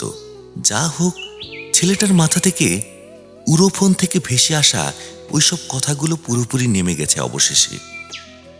চেন্নাই স্টেশনে পৌঁছানোর পরেই ওদের সকলের ফোনে ঠিকঠাকভাবে নেটওয়ার্ক কাজ করতে থাকে। আর তারপর যোগাযোগ করা হয় রোদ্দুরের সঙ্গে, ভিডিও কল করা হয় তাকে। সবটা খুলে বলার পর রোদ্দুর নিজেই পুরো বিস্ময়ে হতবাক হয়ে রইল। বলল, তোর আমাকে নিয়ে দুশ্চিন্তা করার মতো কোনো কারণই নেই রে দাদা। যে গার্লস হোস্টেলে এখন আমি থাকছি তার একেবারে সামনাসামনিই কলেজ। আর আনকোড়াই নতুন জায়গায় এমনিতেই হুটহাট করে আমি এদিক ওদিক চলে যাই না, সময়ও পাই না। কলেজ আর পড়াশোনা নিয়েই আমার সুন্দর কেটে যাচ্ছে। দোকান বাজার সবকিছুই একেবারে কাছে, আর এখানে প্রচুর লোকজন থাকে। বিপদ আপদের খুব একটা সম্ভাবনা নেই। তুই আমাকে নিয়ে একদম দুশ্চিন্তা করিস না, বুঝলি? কটা দিন ছুটি পেয়েছিস, ভালো করে ট্যুর এনজয় কর। রোদ্দুরের সঙ্গে কথা টথা হওয়ার পর এখন রাহুল অনেকটা নিশ্চিন্ত। এখানে এসে পৌঁছানোর আগে অবধি তো সামলানোই যাচ্ছিল না রাহুলকে। কয়েকটা স্টেশন আগেই নেমে যাওয়ার তোড়জোড় করছিল। সবাই মিলে ওকে বুঝিয়ে চেন্নাই পর্যন্ত ওকে আটকে রাখাটাই দায় হয়ে পড়েছিল যেন সকলের। এখন হাসি খুশি রাহুলকে দেখে সকলেই বেশ নিশ্চিন্ত। সৌমিলি স্নেহার উদ্দেশ্যে বলে উঠল, কি রে, তোর আবার কি হয়েছে বল দেখি? তখন থেকে এরকম হাড়ির মতো মুখ করে রয়েছিস। তারপর কি মনে হতে ও মৃদু পায়ে এলো স্নেহার কাছে, ওর কাঁধে আলতো হাত রাখল। তারপর চাপা স্বরে বলে উঠল, তুই চিন্তা করিস না, রাহুল আর তোকে আমরাই ঠিক কায়দা করে এক করে ছাড়বো, দেখিস। এমন সুন্দর মনোরম একটা জায়গা, এখানে সব কিছুই অন্যরকম হবে। দেখবি রাহুলের মন ঠিক ঘুরে যাবে তোর দিকে। স্নেহা একটু অসহায় দৃষ্টি নিয়ে চাইল সৌমিলির দিকে। সৌমিলি ওর কাঁধে আরো একটু চাপ দিয়ে বলল, রাহুলের উদাসীনতা নিয়ে এখন অন্তত আর মন খারাপ করে থাকিস না, আমরা সব সামলে নেব। তুই হাসি খুশিভাবে আমাদের সাথে চলতে থাক। কিন্তু স্নেহা কিছুতেই স্পষ্টভাবে বলতে পারছে না রাহুলের ছুড়ে দেওয়া অপমান বা উদাসীনতা এখন আদৌ ওর দুশ্চিন্তার কোনো কারণ নয়।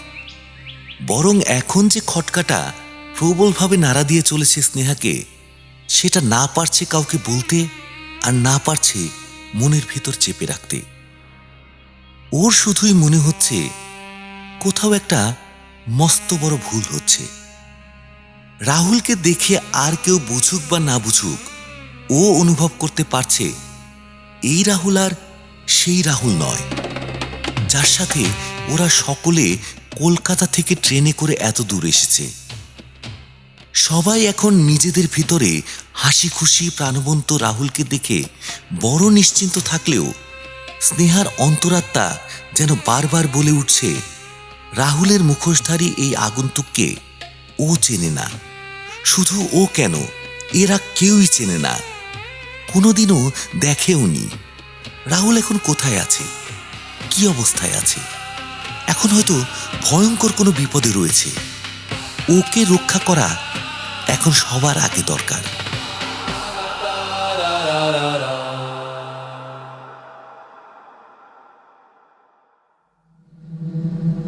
চৌঠা নভেম্বর 2025।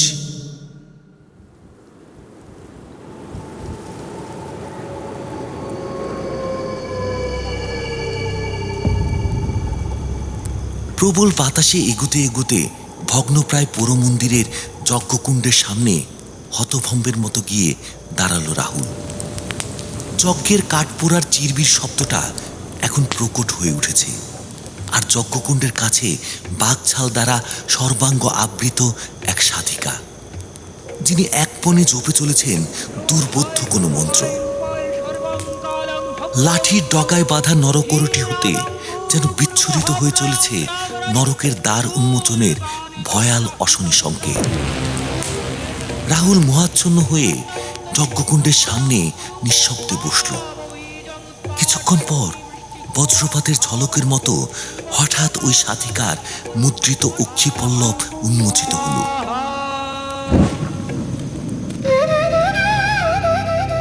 রাহুলকে দেখা মাত্র সাধিকা এতটুকু বিস্মিত না হয়ে বরং উল্লাসে ফেটে পড়লেন।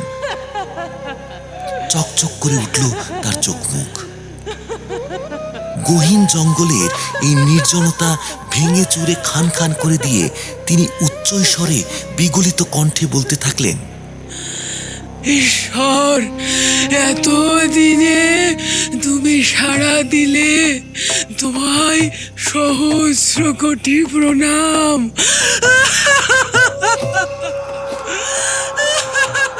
এতক্ষণে রাহুলের কেমন যেন ঝিম ধরতে আরম্ভ করলো। ওর সামনে সবকিছু যেন দুলতে শুরু করলো। সাধিকা হঠাৎ নরকরটি বাঁধা ওই লাঠিখানি শক্ত করে যজ্ঞকুণ্ডের জ্বলন্ত আগুনের সামনে ধরে এক ঝটকায় উঠে দাঁড়ালেন। তারপর ধীর পায়ে এগিয়ে চললেন ওই ভগ্নপ্রায় পোড়ো মন্দিরের অভিমুখে। রাহুলও পুরোপুরি মোহাচ্ছন্ন হয়ে অন্ধের মতো অনুসরণ করতে শুরু করলো সাধিকাকে। এইভাবে আস্তে আস্তে তারা প্রবেশ করলো মন্দিরের ভিতরে। কিছু দূর ঢোকার পর ভূগর্ভ সহ একখানি অন্ধ কুঠুরির দরজার সামনেটা এসে সাধিকা হঠাৎ থমকে দাঁড়িয়ে পড়লেন। তারপর আস্তে আস্তে নিচু হয়ে হাত দিয়ে খুলতে শুরু করলেন ওই অন্ধ কুঠুরির দরজাখানি। চারপাশের বাতাস কাঁপিয়ে ক্যাচ করে একটা কর্ণবিদারক শব্দ হলো।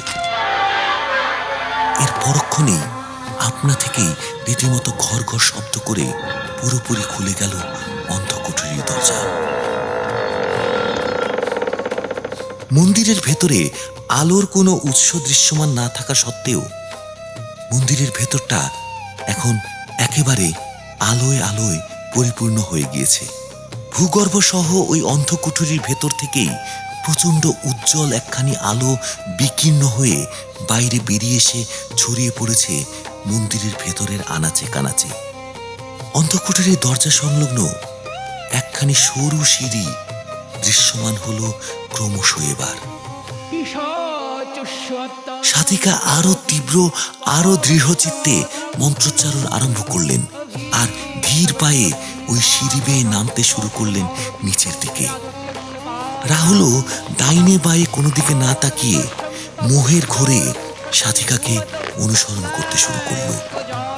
হায় ঈশ্বর, রাহুল যদি সচেতন অবস্থায় থাকতো তাহলে ও বুঝতে পারত যে সাধিকা নির্জন জঙ্গলের নিস্তব্ধতা ভেঙে এতক্ষণ ধরে দুর্বোধ্য মন্ত্রোচ্চারণ দ্বারা তুষ্ট করে চলেছিলেন কোনো অজ্ঞাত ঈশ্বরকে, তিনি আসলে কোনো রক্তমাংসের মানুষই নন, আসলে সে এক বিদেহী আত্মা।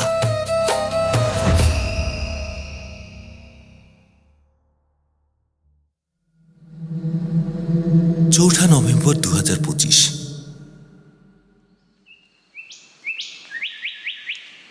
স্নেহার মন থেকে খটকাটা কোনো মতেই যাচ্ছে না।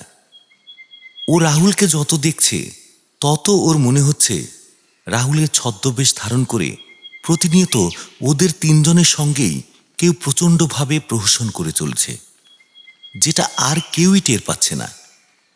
সৌমিলি ঠিকই আন্দাজ করতে পেরেছে স্নেহার কিছু একটা হয়েছে। ওই স্নেহার কাছে একান্তে গিয়ে ওর কাঁধে হাত রেখে বলে, রাহুলের ব্যবহারের জন্য মন খারাপ করে থাকিস না রে স্নেহা। ও আজ তোর দিকে তাকাচ্ছে না ঠিকই, কিন্তু কাল ও ঠিক নিজের ভুলটা বুঝতে পারবে। তুই আমার কথা মিলিয়ে নিস, ও ঠিকই বুঝবে। ও যেরকম স্মার্ট, বলিয়ে গইয়ে মেয়ে পছন্দ করে, সেরকম মেয়েরা বেশিরভাগই ভালোবাসতে জানে না। বেটার অপশান দেখলেই সেদিকে ছুটে চলে যায়।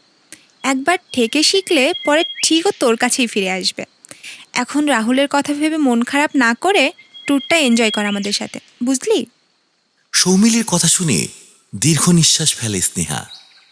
তারপর ফের একটা কৃত্রিম হাসি নিয়ে আসে নিজের মুখে। নিজের ভেতরে তোলপাড় করতে থাকা যাবতীয় প্রশ্ন আর দুশ্চিন্তাগুলোকে গিলে নিয়ে বলে, হ্যাঁ রে সৌমিলি, হয়তো তুই ঠিকই বলছিস। চল হোটেলের বাইরেটা একটু দেখে আসি। এই তো সোনা লক্ষ্মী মেয়ের মতো কথা, চল যাই।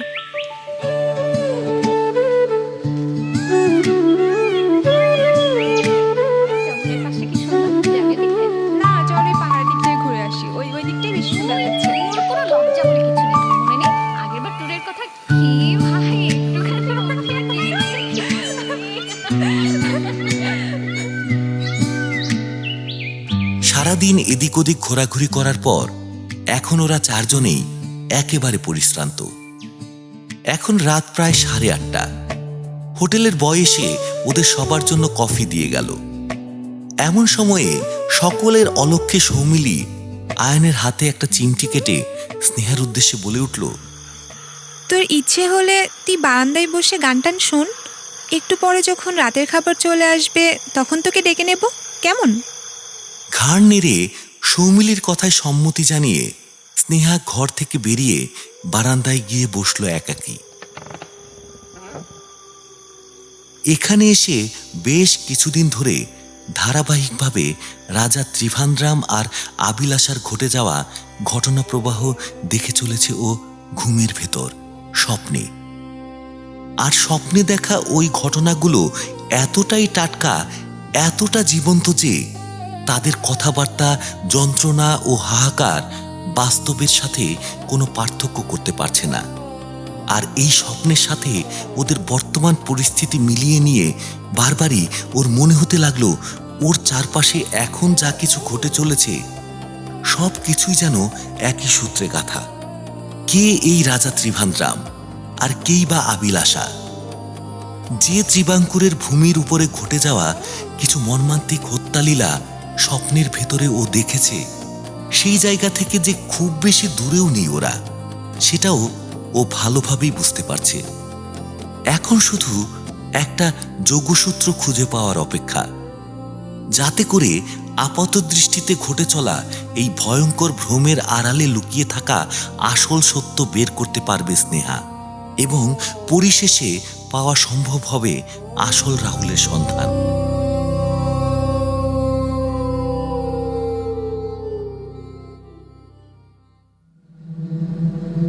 চৌঠা নভেম্বর 2025।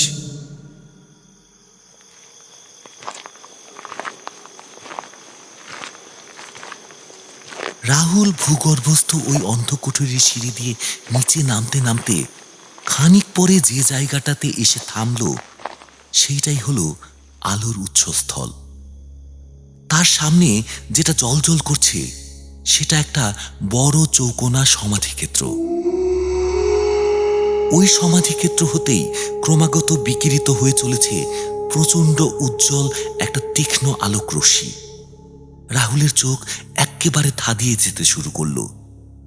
তার মনে হলো সমাধির ভেতর থেকে কেউ যেন ক্রমাগত বলতে শুরু করেছে, বাঁচতে যদি চাস তো এক্ষুনি পালিয়ে যা এখান থেকে, সামনে তোর প্রচন্ড বিপদ, যা যা পালা পালা। রাহুলের চোখ ধাঁধিয়ে যেতে লাগলো। আস্তে আস্তে চোখ দুটোকে একটু ধাতস্থ করে যেই মাত্র ও চোখ মেলে তাকালো, ও দেখল সেই সাধিকা আর নেই এই অন্ধকুঠুরির ভেতরে। শুধু তার হাতের ওই লাঠিটা রেখে গিয়েছে ওর সামনে।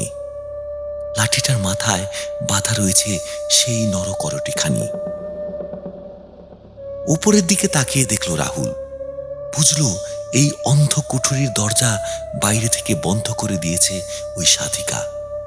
তবে এটা বুঝে ওঠার পর ওর মনের ভেতরে খুব যে একটা দুশ্চিন্তা বা ভীতির উদ্রেক হলো তা কিন্তু নয়। ও বরং ধীর পায়ে এগিয়ে গেল লাঠির মুখে বেঁধে রাখা ওই মরার খুলিটার কাছে, স্পর্শ করল ওই নরকরটিকে।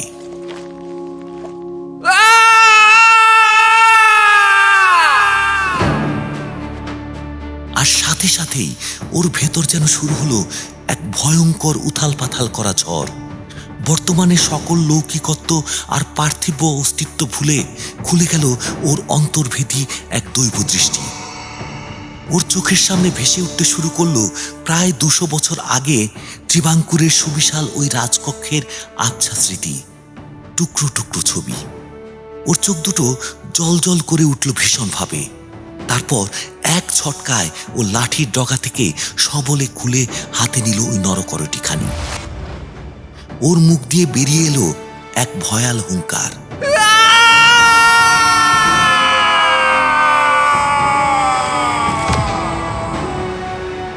হ্যাঁ, ওর এখন সবকিছু মনে পড়ে গিয়েছে। এখনো জানে এই নরকরটি হলো স্বেচ্ছায় নিজের শিরচ্ছেদ করা ওর নিজেরই পূর্বজন্মের মাথার খুলি। এক পৈশাচিক অট্টহাস্যে ফেটে পড়ল রাহুল।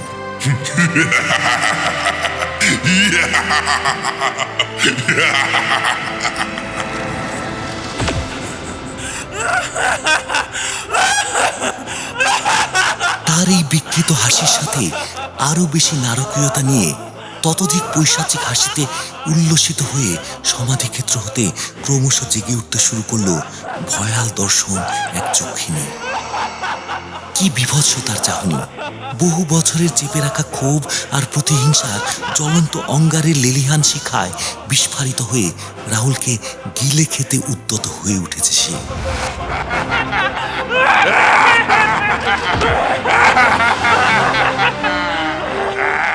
দু ভয়াল আত্মার পুনঃজাগরণে কেঁপে উঠতে থাকলো সেই অন্তঃকুঠুরি, আর সেই সাথে নারকীয় হুঙ্কার ভেসে এলো ওই নরকরটির থেকে। আমি এসেছি, আবার ফিরে এসেছি।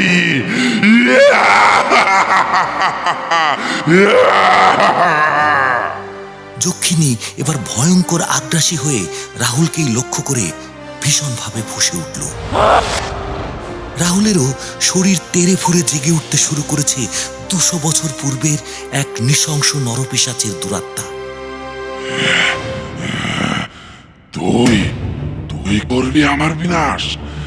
এখন আর কোন শক্তি রাজা ত্রিভান্দ্রামের বিনাশ ঘটাতে পারবে না। আমার শয্যায় আমার সঙ্গে ছলনা করে তুই আমার বুকে ছুরি বসাতে গিয়েছিলি, নিতে চেয়েছিলি স্তন্যকরের প্রতিবাদ করা ওই তুচ্ছ নারীদের দুঃসাহস দমনের উপযুক্ত শাস্তির প্রতিশোধ।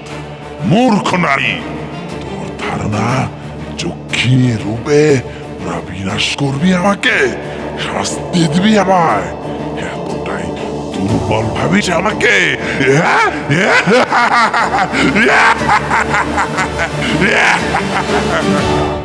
অট্টহাস্যে একেবারে ফেটে পড়ে ফের প্রচন্ড গর্জনের সাথে হুঙ্কার দিয়ে বলে উঠলেন, অভিলাষা, জীবদ্দশায় তো বটেই, মরণকালে এমনকি মরণের পরেও তুই প্রতি পদে পদে আমার পথের কাটা হয়ে আমার প্রতিটি পদক্ষেপে তুই বিঘ্ন ঘটাচ্ছিস। ওর এই অভিপ্রায় আমি খুব শীঘ্রই ঘুচিয়ে দেব। কৈশোরে তোর সঙ্গে আমার যে প্রেমের সম্পর্কের সূত্রপাত হয়েছিল, সেই স্নিগ্ধ পরশ থেকে তুই যে বেরিয়ে আসতে পারিসনি এখনো, সেটা আমার বুঝতে বাকি নেই। তাই কখনো প্রেম, আবার কখনো ভয়াল প্রতিহিংসা হয়ে তেড়ে ফুরে উঠেছে এতদিন তোর মাঝে। কিন্তু আজই এই সব কিছুর বিনাশ হবে আমার হাতে। তুই জানিস না অভিলাষা, কৈশোর হতে যৌবনে পৌঁছানোর পর মাতৃহারা হওয়ার শোক যখন আমাকে গিলে খেতে শুরু করে, ওই সময় আমি দীক্ষা নিতে আরম্ভ করি এক তন্ত্রগুরুর কাছে। যদিও তিনি ছিলেন নিম্নতন্ত্রের সাধক, কিন্তু পিশাচ সিদ্ধ ওই তান্ত্রিক জানতেন শয়তানকে তুষ্ট করার সমস্ত আচার ও বিধি। উনি আমাকে তার দীক্ষায় দীক্ষিত করতে শিক্ষা শুরু করার অল্প দিনের মধ্যেই আমার ভিতর থেকে দয়া, মায়া, প্রেম, ভালোবাসা, মনুষ্যত্ব সব নিশ্চিহ্ন হতে শুরু করে। আর তুই তখনও আশা করে বসেছিলি আমার ভালোবাসা পাওয়ার জন্য। মূর্খ তুই মূর্খ। তুই জানিস না, তান্ত্রিকের দেওয়া এক মন্ত্রপুত তাবিজ ছিল আমার গলায়। সে রাতে শয্যায় তোকে ভোগ করার সময় তোর আঘাত প্রতিহত করতে যে সেটি ছিঁড়ে যায়। তোকে জমের কাছে পাঠানোর পর যখন বিষয়টা আমার খেয়াল হয়, তখন সবকিছু হাতের বাইরে চলে গেছে। ততক্ষণে আমার উপর, এই পৃথিবীর উপর শয়তান তার রাজত্বের সূচনা করে দিয়েছে। পৃথিবীর অধীশ্বর হয়ে ওঠার যে স্বপ্ন ধিক ধিক জ্বলে উঠতে শুরু করেছিল আমার মনে, ওই সময়ে শুধু তোর কারণে আমার জীবনের সকল স্বপ্ন ধ্বংস হয়ে যায়। আমার কপালে নেমে আসে ঘোর বিপর্যয়। তখনকার ওই ভুলের প্রায়শ্চিত্ত করতে হয়েছে আমাকেই। তবে এটা ঠিক, তাবিজ ছিঁড়ে যেতেই আমার স্বাভাবিক চেতনাবোধ মনুষ্যত্ব ক্ষণিকের জন্য হলেও ফের জেগে উঠেছিল। উপলব্ধি করতে পেরেছিলাম তোর আর তোর সঙ্গিনীদের সাথে করা ওই অমার্জনীয় ভুলের শাস্তি আমার প্রাপ্যই ছিল। কিন্তু কিন্তু আবার সাথে সাথেই পৃথিবীর অধীশ্বর হওয়ার তীব্র আশা আমাকে ঘিরে ধরে। আমার সমস্ত আশা অভীষ্ট পূরণের রাস্তা পুনরায় খুলে দিতে তন্ত্রগুরুর নির্দেশে নিজের হাতেই নিজের শিরচ্ছেদ করে শয়তানের পায়ে উৎসর্গ করেছিলাম সকলের অজ্ঞাতে, যাতে যাতে 200 বছর পরে পুনরায় আমি নিয়তির ফেরে নিজের নরকরটিখানি হাতে পেয়ে আরো 10 গুণ শয়তানি শক্তি নিয়ে জেগে উঠতে পারি এই পৃথিবীর বুকে। শক্তির বিনাশ ঘটিয়ে পৃথিবীর বুকে সূচনা করতে পারি শয়তানের রাজত্ব, আমার রাজত্ব। রাজ করতে পারি পৃথিবীর অধীশ্বর হয়ে।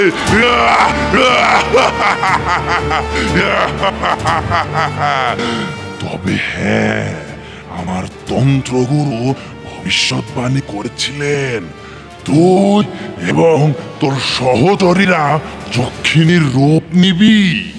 তোদের ক্ষমতাও থাকবে আমার বিনাশ করার। তাই তো তোকে মারার পর তোর সমাধি ক্ষেত্রটা আমি করিয়েছিলাম এই গভীর জঙ্গলের ভিতরে পাহাড়ি অরণ্যে, যাতে এখান থেকে কোনো যক্ষিণী জেগে উঠতে না পারে। কিন্তু এখন আমি বুঝতে পারছি কোন একটা দুরভিসন্ধি কাজ করেছিল কোথাও।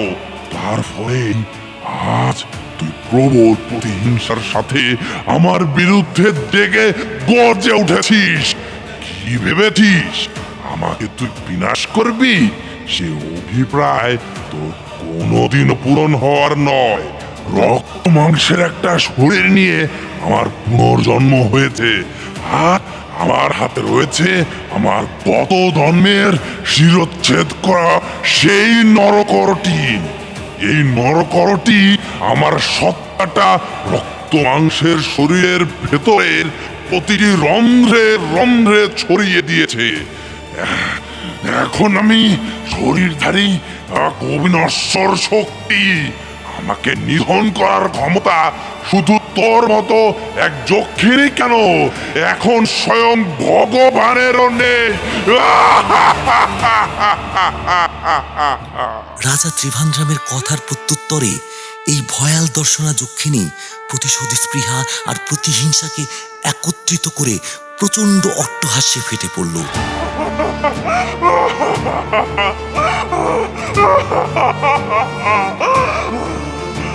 তীব্র ধিক্কার আর গর্জনের সাথে হিসহিসে কণ্ঠে বলে উঠল, ওই শয়তানের পদলেখনকারী তান্ত্রিক তোকে ঠিকই সাবধান বাণী শুনিয়েছিল রে পিশাচ। তুই কি ভেবেছিলি দিনের পর দিন বছরের পর বছর ধর্মের নামে মেয়েদের বুকের কাপড় খুলিয়ে তাদের অসম্মান করে যাবি, গরিবদের উপর শোষণ করে যাবি, আর ভগবান তোকে ক্ষমা করে দেবেন? তা হয় না রে মূর্খ, তা হয় না। আমি যে চিরটা কাল অপাত্রে ঢেলে গিয়েছি নিজের প্রেম ভালোবাসা, সেটা বুঝতে আমার অনেকখানি দেরি হয়ে গিয়েছিল। তোর মাতৃ সমাজে দাসী তোকে লালন পালন করে বড় করে তুলেছিলেন। তিনি পরবর্তীকালে লুকিয়ে কাঁদতেন তোর দুর্মতি দেখে। আর আমার তো প্রেয়সী হিসেবে তোকে কামনা করে তার চাইতেও বেশি চোখের জল ফেলতে হয়েছিল। তিনি আমাকে ভালোবাসতেন নিজের মেয়ের মতো। শেষ বয়সে এসে যখন তিনি তোর এইসব অনাচার দেখতে থাকলেন, তখন তার ভিতরেও জ্বলে উঠেছিল ক্রোধে আগুন। স্তন কর আদায়ের জন্য তুই আমার সাথীদেরকে গ্রামের মাঝখানে সম্পূর্ণ বিবস্ত্র করে জ্বলন্ত চিতায় নিক্ষেপ করে পুড়িয়ে মারার শাস্তি দিয়েছিলি। আর আমাকেও নিজের শয্যায় তুলে নিয়ে গিয়েছিলি নিজের কামনা বাসনা চরিতার্থ করতে, এবং পরিশেষে আমাকে ওই একই পরিণতির শিকার হিসেবে জ্বলন্ত অগ্নিকুণ্ডের উচ্ছিষ্টের মতো ঝরে ফেলবার অভিপ্রায় নিয়ে, আর তারপর বিকদিক বুঝে আমার বুকে ছড়ে বসিয়ে আমায় হত্যা করলি নিজের হাতে। শোন পাপিষ্ঠ দুরাত্মা, সব পাপের যেমন একটা শুরু থাকে তেমনি শেষও থাকে। এটাই এটাই আজ আমি তোর মর্মে মর্মে বোঝাবো। তোর লালন পালনের দায়িত্বপ্রাপ্ত মা যিনি ছিলেন, তিনি তোর সমস্ত অপকীর্তির পুঙ্খানুপুঙ্খভাবে জানতেন, আর তিনি এটাও জানতেন আমার দেহ তুই কোন জায়গায় সমাধিস্থ করেছিলি সকলের অজ্ঞাতে। একটা পৈশাচিক অভিপ্রায় সিদ্ধ করার জন্য তুই তান্ত্রিকের কাছে গিয়ে শয়তানের পায়ে নিজেকে বলি দিয়ে যখন উৎসর্গ করলি, তখন তিনি মনে মনে স্থির করে দিয়েছিলেন তিনি এমন কোনো এক ব্যবস্থা করবেন যাতে আমি নিজের হাতে তোকে তোর পাপের শাস্তি দিতে পারি। তিনি নিজেও তন্ত্র সাধনায় দীক্ষা নিয়েছিলেন একালে। ওই সময় তিনি আমার এই সমাধিস্থলে সকলের অজ্ঞাতে এসে তান্ত্রিকের চোখে ধুলো দিয়ে তৈরি করে নিয়ে গেলেন তোর ওই ছিন্ন মুন্ডখানি। আর 3 বছর ব্যাপী এক সাধনা করার পর তিনি যজ্ঞের আগুনে দিলেন আত্মাহুতি। তোর অভিপ্রায় পূর্ণ করেছে তোর উপাস্য শয়তান, তাই 200 বছর পর তোর পুনর্জন্ম হয়েছে। আর তার সাধনায় ভগবান তুষ্ট হয়েছিলেন, আর সেই কারণে আত্মাহুতি দেওয়ার পরেও তার বিদেহী আত্মা সাধিকা রূপে রয়ে গেছেন এখনো পর্যন্ত আমার হাতে তোর বিনাশ ঘটানোর জন্য, এবং তার সমস্ত সাধনা আজ সম্পূর্ণতা পাবে। কেউ তোর খোঁজ করতে আসবে না, কারণ সবাই জানে তুই ওদের সাথে আছিস। যে মুহূর্তে তুই এখানে আসার জন্য পা বাড়িয়েছিলি, ওই সময়ে তিনি তার জাদু বলে তোর একটা প্রতিমূর্তি সৃষ্টি করেছেন। এই প্রতিমূর্তি ওদের সঙ্গে এমন ভাবে মিশে রয়েছে যে ওরা জানেই না যে ওদের সঙ্গে তুই এখন নেই। কেউ তোর খোঁজ পর্যন্ত করতে আসবে না। 200 বছর পর এই সমাধিস্থল হতে আমার সাথীদের লাঞ্ছিত দগ্ধ আত্মার সাথে মিলে মিশে একত্রিত হয়ে আমি অভিলাষা দক্ষিণ রূপে তোর সামনে এসে দাঁড়িয়েছি। আজ আর তোর নিস্তার নেই, আর নিস্তার নেই। এরপর চোখের নিমেষে সামনাসামনি দণ্ডায়মান 2 প্রতিপক্ষ পরস্পরের উপর প্রবল আক্রোশ নিয়ে ঝাঁপিয়ে পড়ল।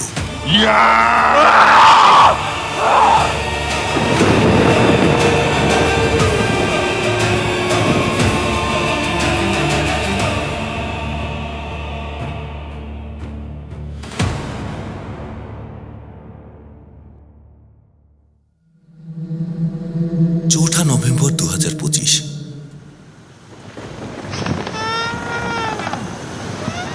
গভীর রাতে হঠাৎ ঘুম ভেঙে গেল সৌমিলির। চারপাশে হঠাৎ যে ভয়ঙ্কর ঝড় উঠেছে তাতে যেন কেঁপে উঠতে শুরু করেছে গোটা ধরিত্রী। সৌমিলি ঘুম ভাঙার পর পাশ ফিরে দেখল ওর পাশে স্নেহার জায়গাটা ফাঁকা। ভাবল ওয়াশরুমে গিয়েছে হয়তো। সৌমিলি বেশ অবাকই হলো। পাহাড়ি জায়গায় এরকম ঝড় হয় বা হতে পারে বলে কোনো ধারণাই নেই ওর। তাহলে চারপাশে একই ভয়ঙ্কর তাণ্ডব শুরু হয়েছে। কিছুক্ষণ পর সারাদিনের ঘোরাঘুরির ক্লান্তিতে সৌমিলির 2 চোখ বুজে এলো। বেশি কিছু না ভেবে ও ফের তলিয়ে গেল ঘুমের অতল সাগরে। পাশের রুমে শুয়েছে আয়ান আর রাহুল। আয়ান গভীর ঘুমে এখন পুরোপুরি আচ্ছন্ন হয়ে আছে। 10 জন এসে ওর কানের কাছে ঢাক বাজালেও ও পাশ ফিরে ঠিক ঘুমিয়ে যাবে। আর তাছাড়া পরদিন দুপুর দুপুর ফেরার ট্রেন। বেড়ানোটা একেবারে জমে গেছে বটে, কিন্তু পাহাড় জঙ্গলে কদিন ধরে ঘুরে বেরিয়ে ওদের আর ওই দুপুর পর্যন্ত নড়াচড়া করারই বিশেষ ইচ্ছা নেই। আয়ান আর সৌমিলি যদি একটু সজাগ থাকতো তাহলে ওরা দেখত রাহুল আর স্নেহা হোটেলের ঘরে কেন, হোটেলের আশেপাশেও নেই।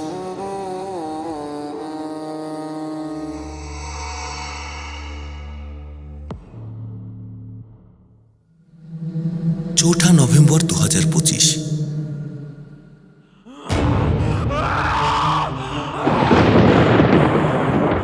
গভীর পাহাড়ি জঙ্গলের ভেতরে এক ভগ্ন মন্দিরের ছাদ ফুঁড়ে লেলিহান শিখায় ভয়াল প্রতিশোধের স্পৃহার সাথে আকাশচুম্বী দানবীর আকৃতি নিয়ে প্রজ্বলিত হয়ে উঠেছে ওই ভয়াল দর্শন যক্ষিণী। আর তার সাথে আকাশ ফুঁড়ে এক অতিকায় আকৃতি ধারণ করে ততোধিক আক্রোশ নিয়ে যক্ষিণীর সাথে খণ্ডযুদ্ধে মেতে উঠেছে রাহুলের রক্ত মাংসের অবয়ব। রাহুলের রন্ধ্রে রন্ধ্রে এখন রাজা ত্রিভান্দ্রামের অস্তিত্ব জাগ্রত হয়ে পড়েছে, আর তা যক্ষিণীকে বিনাশ করার জন্য সবলে চেষ্টা চালাচ্ছে। যক্ষিণীও প্রবল পরাক্রমের সাথে রাজা ত্রিভান্দ্রামের উপর আক্রাসী হয়ে ঝাঁপিয়ে পড়েছে। নির্জন জঙ্গলের ভেতরে আকাশ ফুঁড়ে এই দুই যুযুধার প্রতিপক্ষের ভয়াল লড়াইয়ের দাপটে আকাশ বাতাস যেন কেঁপে উঠেছে। চারপাশে বন্য প্রাণীর দল বন্য উল্লাসে অনর্গল গলা চিরে চিৎকার করে চলেছে। যক্ষিণী আজ রাজা ত্রিভান্দ্রামকে বিনাশ করতে মরিয়া। রাহুল রূপী রাজাও ক্রমশ পরাক্রমের সাথে যুদ্ধ করে চলেছে, কিন্তু এই ভয়ানক প্রলয়ের মধ্যেও ওদের অজ্ঞাতে ওখানে উপস্থিত হয়েছিল একজন রক্ত মাংসের নারী। সে আর কেউ নয়, সে হলো স্নেহা। রাহুলকে ওই ভয়াল যক্ষিণীর হাত থেকে রক্ষা করতে আজ সে নিজের জীবন পণ করে এই এত গভীর রাতে ছুটে চলে এসেছে অচেনা অজানা নির্জন পাহাড়ি জঙ্গলের ভিতর। স্বপ্নের ভিতরে এতদিন ধরে যা যা দেখে এসেছে এই কটা দিন ধরে, আজ হঠাৎই ও সমস্ত কিছুর মধ্যে যোগসূত্র খুঁজে পেয়েছে। ওর এখন মনে পড়ে গিয়েছে সবকিছু। রাহুলের ভালোবাসার শক্তি টান যে শুধুমাত্র এ জন্মের নয়, তা যে জন্ম জন্মান্তরের, সেটা এ কদিনে আরো গভীরভাবে উপলব্ধি করতে পেরেছে স্নেহা। পরস্পর পরস্পরকে শেষ করে ফেলতে উদ্যত দুই মারমুখী প্রতিদ্বন্দ্বীর মাঝখানে একটি ক্ষুদ্রাতি ক্ষুদ্র মনুষ্য শরীর যে কখন এসে পড়েছে সেটা তারা কেউই টের পায়নি। স্নেহা এখন আর স্নেহা নেই, ওর মধ্যে তেড়ে ফুরে জেগে উঠেছে এখন এক 200 বছর পূর্বের এক প্রেয়সীর অস্তিত্ব। রাহুলকে যক্ষিণীর হাত থেকে বাঁচানোর জন্য কি করতে হবে এটা ভালো করেই জানে। ও আর কাল বিলম্ব করল না, মন্দিরের গর্ভগৃহে প্রবেশ করে পৌঁছে গেল সেই সমাধিক্ষেত্রের সামনে। পাশেই রাখা ছিল রাজা ত্রিভান্দ্রামের সেই অভিশপ্ত মাথার খুলি। স্নেহা ওই নরকরটিটাকে আস্তে করে হাতে তুলে নিয়ে এক পা করে বেরিয়ে এলো মন্দিরের গর্ভগৃহ হতে। যজ্ঞকুণ্ডের পাশেই উদ্দাম নৃত্যরত সাধিকার বিদেহী আত্মার অজ্ঞাতে ওই মাথার খুলিটি যজ্ঞকুণ্ডের লেলিহান অগ্নিশিখায় নিক্ষেপ করল।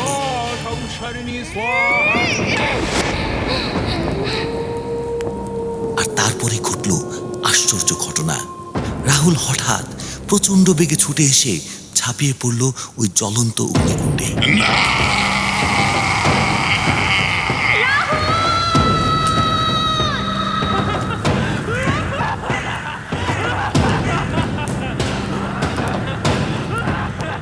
এই মারণঝড়ের দাপটের ভেতরেও যে যজ্ঞকুণ্ডের লেলিহান অগ্নিশিখা প্রবল তেজোদ্দীপ্ততার সাথে দাউ দাউ করে জ্বলছিল এতক্ষণ, সেটা তপ করে নিভে গেল। আর সেই মুহূর্তে যক্ষিণী ফেটে পড়ল অনির্বচনীয় উল্লাসে।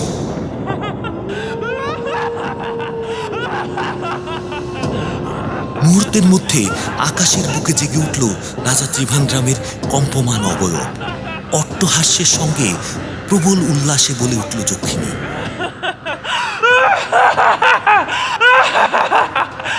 ওই মাথার খুলি এখন পবিত্র যজ্ঞকুণ্ডের আগুনে নিক্ষেপ করা হয়েছে, আর তুই রক্ত মাংসের শরীর হতে আলাদা হয়ে গেছিস। এখন তোকে আমার কোপ থেকে পৃথিবীর কোন শক্তি আর বাঁচাতে পারবে না ত্রিভান্দ্রাম। এই বলে যক্ষিণী তুলে ধরল 200 বছর ধরে 25 জন অতৃপ্ত আত্মার স্তবে দেবতাকে তুষ্ট করে পাওয়া এক মহাশক্তিশালী ধারালো অস্ত্র।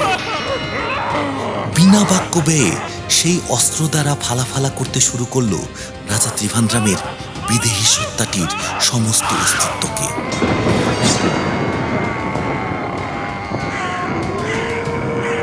চারপাশে শোনা যেতে থাকলো এক পুরুষ কণ্ঠের ভয়াল আর্তচিৎকার।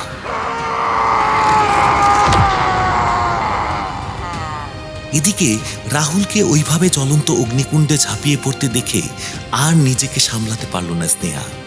ও সাথে সাথে চেতনা হারিয়ে লুটিয়ে পড়ল মাটিতে।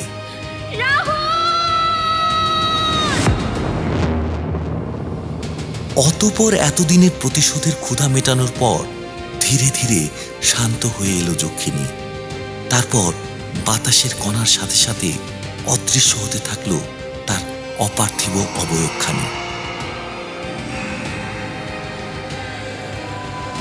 ঝড় থেমে এলো, চারপাশটা ক্রমশ শান্ত হয়ে এলো। প্রকৃতির ওই ভয়াল রোষানল ক্রমে পরিণত হতে শুরু করলো বন্য নিস্তব্ধতায়।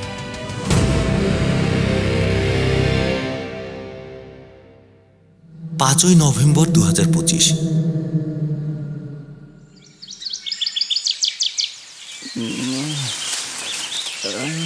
আকাশ ফর্সা হতে শুরু করেছে।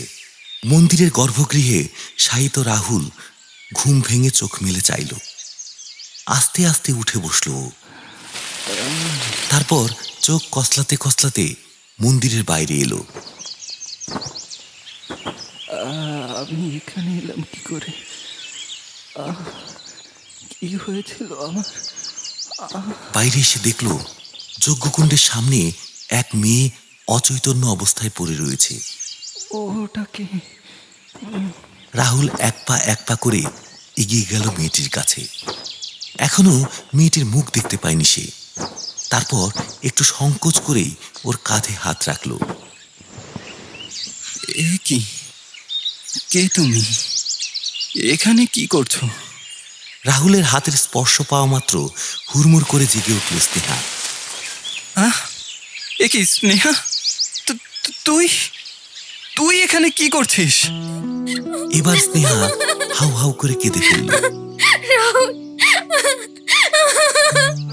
রাহুল রাহুল রাহুল তুই বেঁচে আছিস, তুই বেঁচে আছিস।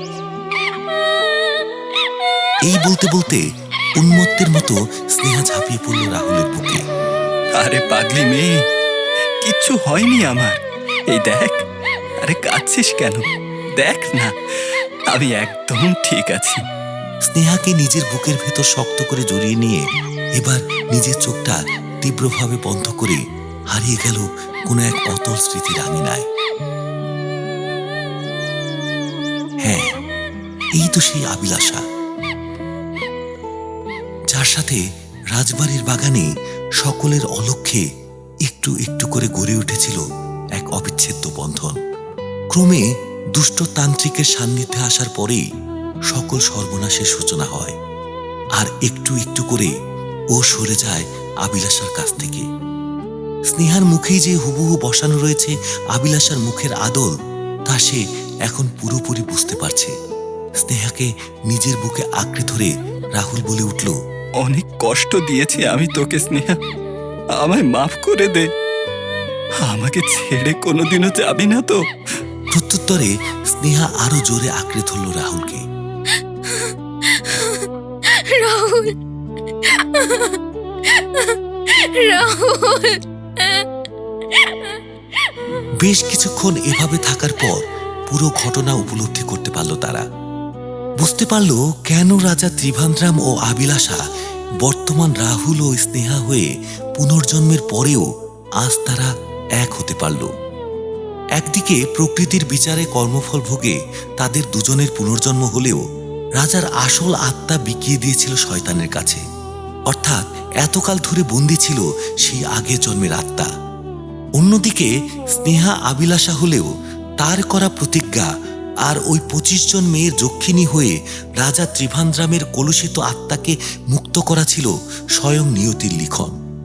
রাহুলও আজ বুঝতে পারছে অতীতের গ্লানি ও মহাপাপ থাকার পরেও কেন সে আজ প্রাণে বেঁচে রয়েছে। এসব কিছুর একটাই কারণ, স্নেহার ভালোবাসা, আবিলাসার ভালোবাসা। বুঝতে পারল কতটা শক্তিশালী ও পবিত্র এই প্রেম শক্তি। তাই তো কোথাও কিছু না জানা সত্ত্বেও যক্ষিণী আবিলাসা এ জন্মে স্নেহাকে পথ দেখিয়ে নিয়ে এসেছে এই মারণভূমিতে। একদিকে যেমন তার খারাপ সত্তা শাস্তি পেল, আবিলাসার প্রতিজ্ঞা সত্যি হলো, আর অন্যদিকে জয়ী হলো পবিত্র ভালোবাসা। ছি, আমি নিজে এতদিন কত না জানি অন্যায় করে এসেছি তোমার সাথে স্নেহা। আমি ক্ষমার অযোগ্য, তোমার প্রেমের অযোগ্য। না রাহুল, আমার বিশ্বাস ছিল তুমি আমায় একদিন ঠিকই বুঝবে।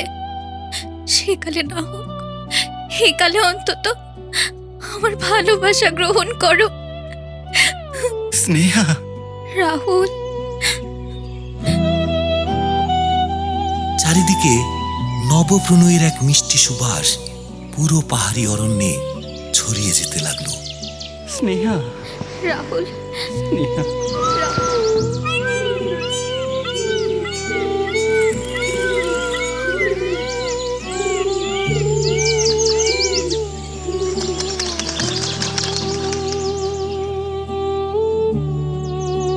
পাঁচই নভেম্বর 2025। সকালে ঘুম ভাঙার পর সৌমিলি আর আয়ান যখন আবিষ্কার করলো রাহুল আর স্নেহা ওদের সঙ্গে নেই, ওরা বেশ দুশ্চিন্তায় পড়ে গেল। গত রাতে একটা অদ্ভুত ঝড়ের দাপট যেভাবে গোটা দাক্ষিণাত্য জুড়ে হঠাৎ গর্জে উঠেছিল, সেই বিস্ময় এবং তার আলোচনা এখন আশেপাশের সবার মুখে মুখে। এই আয়ান, স্নেহা, রাহুল এরা কোথায় গেল বলতো? আজ একটু পরেই ফিরতে হবে, আর ওরা দুজন এখনো বেপাত্তা। আর দেখ, মাঝরাতে ঝড়ের মধ্যে ঘুম ভেঙে দেখি স্নেহা আমার পাশের বিছানায় নেই। আমার না ভাই কেমন একটা লাগছে। দুশ্চিন্তা তো আমারও হচ্ছে সৌমিলি, কিন্তু দেখ ওরা দুজনের একটাও ফোন নিয়ে যায়নি। কল দিলেই ঘরে রিং হচ্ছে। তুই একটু দাঁড়া রে, আমি বাইরে থেকে খোঁজ নিয়ে আসি। আয়ান বেরোতে যাবে এমন সময় রাহুল আর স্নেহা একসঙ্গে ফিরে এলো হোটেলের রুমে। সৌমিলি আর আয়ান দুজনে অবাক হয়ে দেখল রাহুল স্নেহার হাত ধরে রয়েছে একদম শক্ত করে। এবার সৌমিলি মুখ টিপে হাসলো, তারপর টোন কেটে বলল, তা এই যে মানিকজোর, ঘর ছেড়ে এত দূরে বেড়াতে এসে রাত বিরেতে যদি দুজনে অভিসারে বেরোতে চাও, আমরা কি তাতে বাদ সাধতাম নাকি? এখানে কোনো কাকা জ্যাঠা লাঠিতে তেল মাখিয়ে বসে নেই।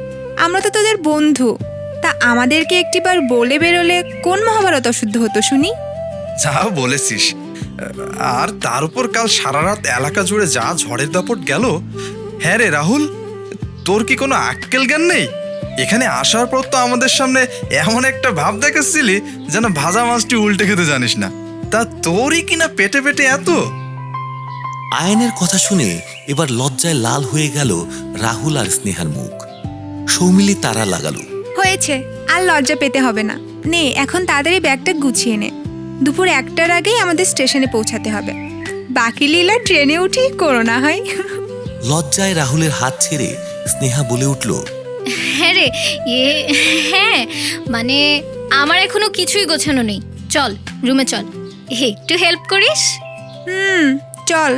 হঠাৎ আয়ান এসে বলে উঠল, হ্যাঁ রে রাহুল, কাল যে ব্রেসলেটটা তোকে পরতে দিয়েছিলাম ওটা আমায় ফেরত দিস ভাই। ওটা আমার নিজের না, ওটা আমার ভাইয়ের। ওটা ফেরত না দিলেও দক্ষযজ্ঞ বাঁধাবে। আয়ানের কথা শুনে রাহুল যার পর নাই অবাক হলো। এই কদিন তো ও ওদের সাথেই ছিল না, তাহলে আয়ান কার কথা বলছে? রাহুল ফাঁক বুঝে স্নেহার কাছে এসে ব্যাপারটা সম্বন্ধে জিজ্ঞাসা করতে এবার স্নেহাও যখন বলল এ কদিন ধরে যে রাহুল ওদের ভেতরে ছিলই না, সেটা কেউই বুঝতে বা জানতে পারেনি। কিন্তু এটা কিভাবে সম্ভব হতে পারে? রহস্য ক্রমে ঘন হতে শুরু করলো, আর তা গভীরভাবে দানা বাঁধতে শুরু করলো ওদের দুজনের মনে। না, এই পুরো ব্যাপারটার একটা কিনারা করতেই হবে যে করেই হোক। আয়ান আর সৌমিলি ব্যাগপত্র গোছাতে ব্যস্ত। এমন সময়ে হঠাৎ রাহুল আর স্নেহা এসে উদ্বেলিত কণ্ঠে বলে উঠল, এই শোন না রে, আমরা একটু বেরোচ্ছি একটা কাজে। বেশি সময় লাগবে না, ঘন্টাখানিকের মধ্যেই ফিরে আসবো। বাবা, আর পারি না। বলি, এখন তো আমাদের ফেরার সময় হলো, তা বাকি প্রেমটা কি কলকাতায় ফিরে করা যায় না? টোন কেটে বলে উঠল সৌমিলি। আয়ান মুখ টিপে হাসল, তবে সেসবে বিশেষ পাত্তা না দিয়ে স্নেহাই বলে উঠল, আমরা বেশি দূরে না, যাবো আর আসবো। বলেই ওদেরকে আর কোনো কথা সুযোগ না দিয়ে হুট করে ঘর থেকে বেরিয়ে পড়ল। কিছুক্ষণের মধ্যে ওরা পৌঁছে গেল সেই জায়গায় যেখানে গত রাতে ওই ভয়াবহ ঘটনা ঘটেছিল। ওদের মনে হয়েছে এখানে এলেই ওরা ওদের সব প্রশ্নের উত্তর পাবে। তো সেখানে এসে ইতিউতি খানিক ঘোরাঘুরি করার পর হঠাৎ একটা চকচকে জিনিসে চোখ আটকে গেল রাহুলের, আর সাথে সাথেই রাহুল চেঁচিয়ে উঠল, আরে এই তো একটা ব্রেসলেট! রাহুলের চিৎকার শুনে স্নেহাও চলে এলো সেখানে। ব্রেসলেটটা হাতে নিয়ে স্নেহা এবার বলে উঠল, হ্যাঁ, এই তো সেই ব্রেসলেট যেটা আয়ান সেদিন তোমায় পরতে দিয়েছিল। ব্রেসলেটটা পড়েছিল আগুনের ফর্সে ছেয়ে থাকা ওই যজ্ঞকুণ্ডের একেবারে কাছে। এইবার স্নেহা বুঝতে পারে গত রাতে ও যাকে আগুনে ঝাঁপ দিতে দেখেছিল সে আসলে রাহুল নয়, রাহুলের প্রতিমূর্তি, যাকে সামনে থেকে দেখে এ কদিন সৌমিলি আর আয়ান বুঝতেই পারেনি রাহুল আসলেই ওদের মধ্যে নেই। মাথায় হাত দিয়ে থপ করে বসে পড়ল স্নেহা। এখনো বুঝতে পারছে এই সব কিছুই আসলে সাধিকারূপী রাজা ত্রিভান্দ্রামের পালক মায়ের বিদেহী আত্মার মায়া। সেই রাহুলকে নিজের জাদু বলে এই গহীন জঙ্গলের ভেতরে নিয়ে এসেছে ওর 200 বছর পূর্বের কৃতকর্মের শাস্তি ভোগ করানোর জন্য। একদিকে তিনি যেমন অত্যাচারী রাজার কৃতকর্মের ফল দিয়ে গেলেন, পূর্ণ করলেন যক্ষিণীরূপী নারীদের প্রতিশোধ, অন্যদিকে এক মমতাময়ী মায়ের মতো নতুন জীবনদান দিয়ে গেলেন তার 2 সন্তানকে। তাই তো গত জন্মের এত পাপ থাকা সত্ত্বেও রাহুল আজ মুক্ত, জীবন্ত, আর আবিলাসা ফিরে পেল তার না পাওয়া ভালোবাসাকে। রাহুলেরও এইসব কিছু উপলব্ধি হওয়ায় সে আর স্নেহা এবার হাত জোর করে আকাশের দিকে চাইল।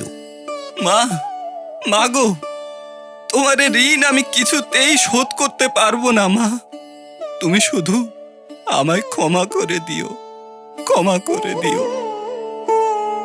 এখন এই জায়গা পুরোপুরি নির্জন। সাধিকা তার অভীষ্ট পূরণ করে এখন গমন করেছেন অমৃত লোকে। ওরা দুজনে তার আত্মার শান্তি কামনা করল। দুপুর গড়িয়ে এলো। রাহুল আর স্নেহাকে ঘরে ফিরতে দেখেই হা হা করে উঠল আয়ান। আরে বলিহারি যাই বাবু তোদের, বলি এখানে কি প্রেম করার সময় আছে এখন? ট্রেন আসার আগে আমাদের তো স্টেশনে পৌঁছাতে হবে নাকি? এই নব্য কপত কপতিকে নিয়ে মহাজালায় পড়ে গেল তো দেখছি। এখনো হা করে দাঁড়িয়ে থাকবি? আরে চল। আরে চড়ছিস কেন? আমরা এক্ষুনি ব্যাগপত্র গুছিয়ে রেডি হয়ে নিচ্ছি চটপট। ব্যাগপত্র গোছাতে ব্যস্ত স্নেহার কাছে হঠাৎ সৌমিলি এসে ওর কানের কাছে ফিসফিস করে বলে উঠল, কি রে, পুরো ট্যুরটা তো মুখখানা বাংলার পাঁচের মতো করেই কাটিয়ে দিলি। আমি বলেছিলাম না রাহুল ধরা দেবে তোর কাছে? সৌমিলির কথা শুনে মাথা নিচু করে ফেলল স্নেহা। ওর মুখে খুশির হাসি ফুটে উঠল।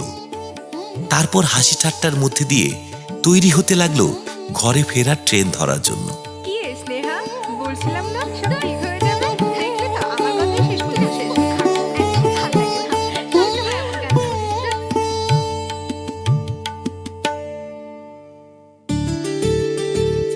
13 এপ্রিল 2026। রাহুল আর স্নেহার ফুলসজ্জা আজ। বিয়েটা বেশ জমজমাট ভাবেই হয়েছে। রাহুলের অফিসে প্রমোশন পেতেই সবার সম্মতিতে ওরা পারিবারিকভাবে বিয়ে সেরে নিয়েছে। এখন আশপাশটা বেশ নীরব। রাহুলের কাঁধে মাথা রেখে পরম প্রশান্তিতে স্নেহা এক প্রকার মৌন হয়েই বসেছিল এতক্ষণ। হঠাৎ নিস্তব্ধতা ভঙ্গ করে বলে উঠল, আবিলাসার কপালে যে সুখ ছিল না, আজ স্নেহা হয়ে এতগুলো বছর পর আমি সেই সুখের মুখ দেখলাম। তুমি আর কোনোদিন আমার কাছ থেকে দূরে সরে যাবে না তো? স্নেহা, তুমি আমার নতুন জীবন দানকারী। অতীতে তোমার প্রতি এত বড় অন্যায় করার পরও যে তুমি সব কিছু ভুলে আমায় ক্ষমা করে দিয়েছ, সেই তোমার ভালোবাসার ঋণ আমি আমার সারা জীবন ধরেও শোধ করতে পারবো না। তাই এই প্রশ্ন করে আর আমার ছোট করো না। তোমার কাছ থেকে দূরে সরে গেলে যে আমার কোনো অস্তিত্বই থাকবে না স্নেহা। তোমায় ছাড়া আমি যে অসম্পূর্ণ। রাহুল, ভালোবাসার পবিত্র বন্ধনে আজ দুটি শুদ্ধ আত্মার মিলন ঘটল।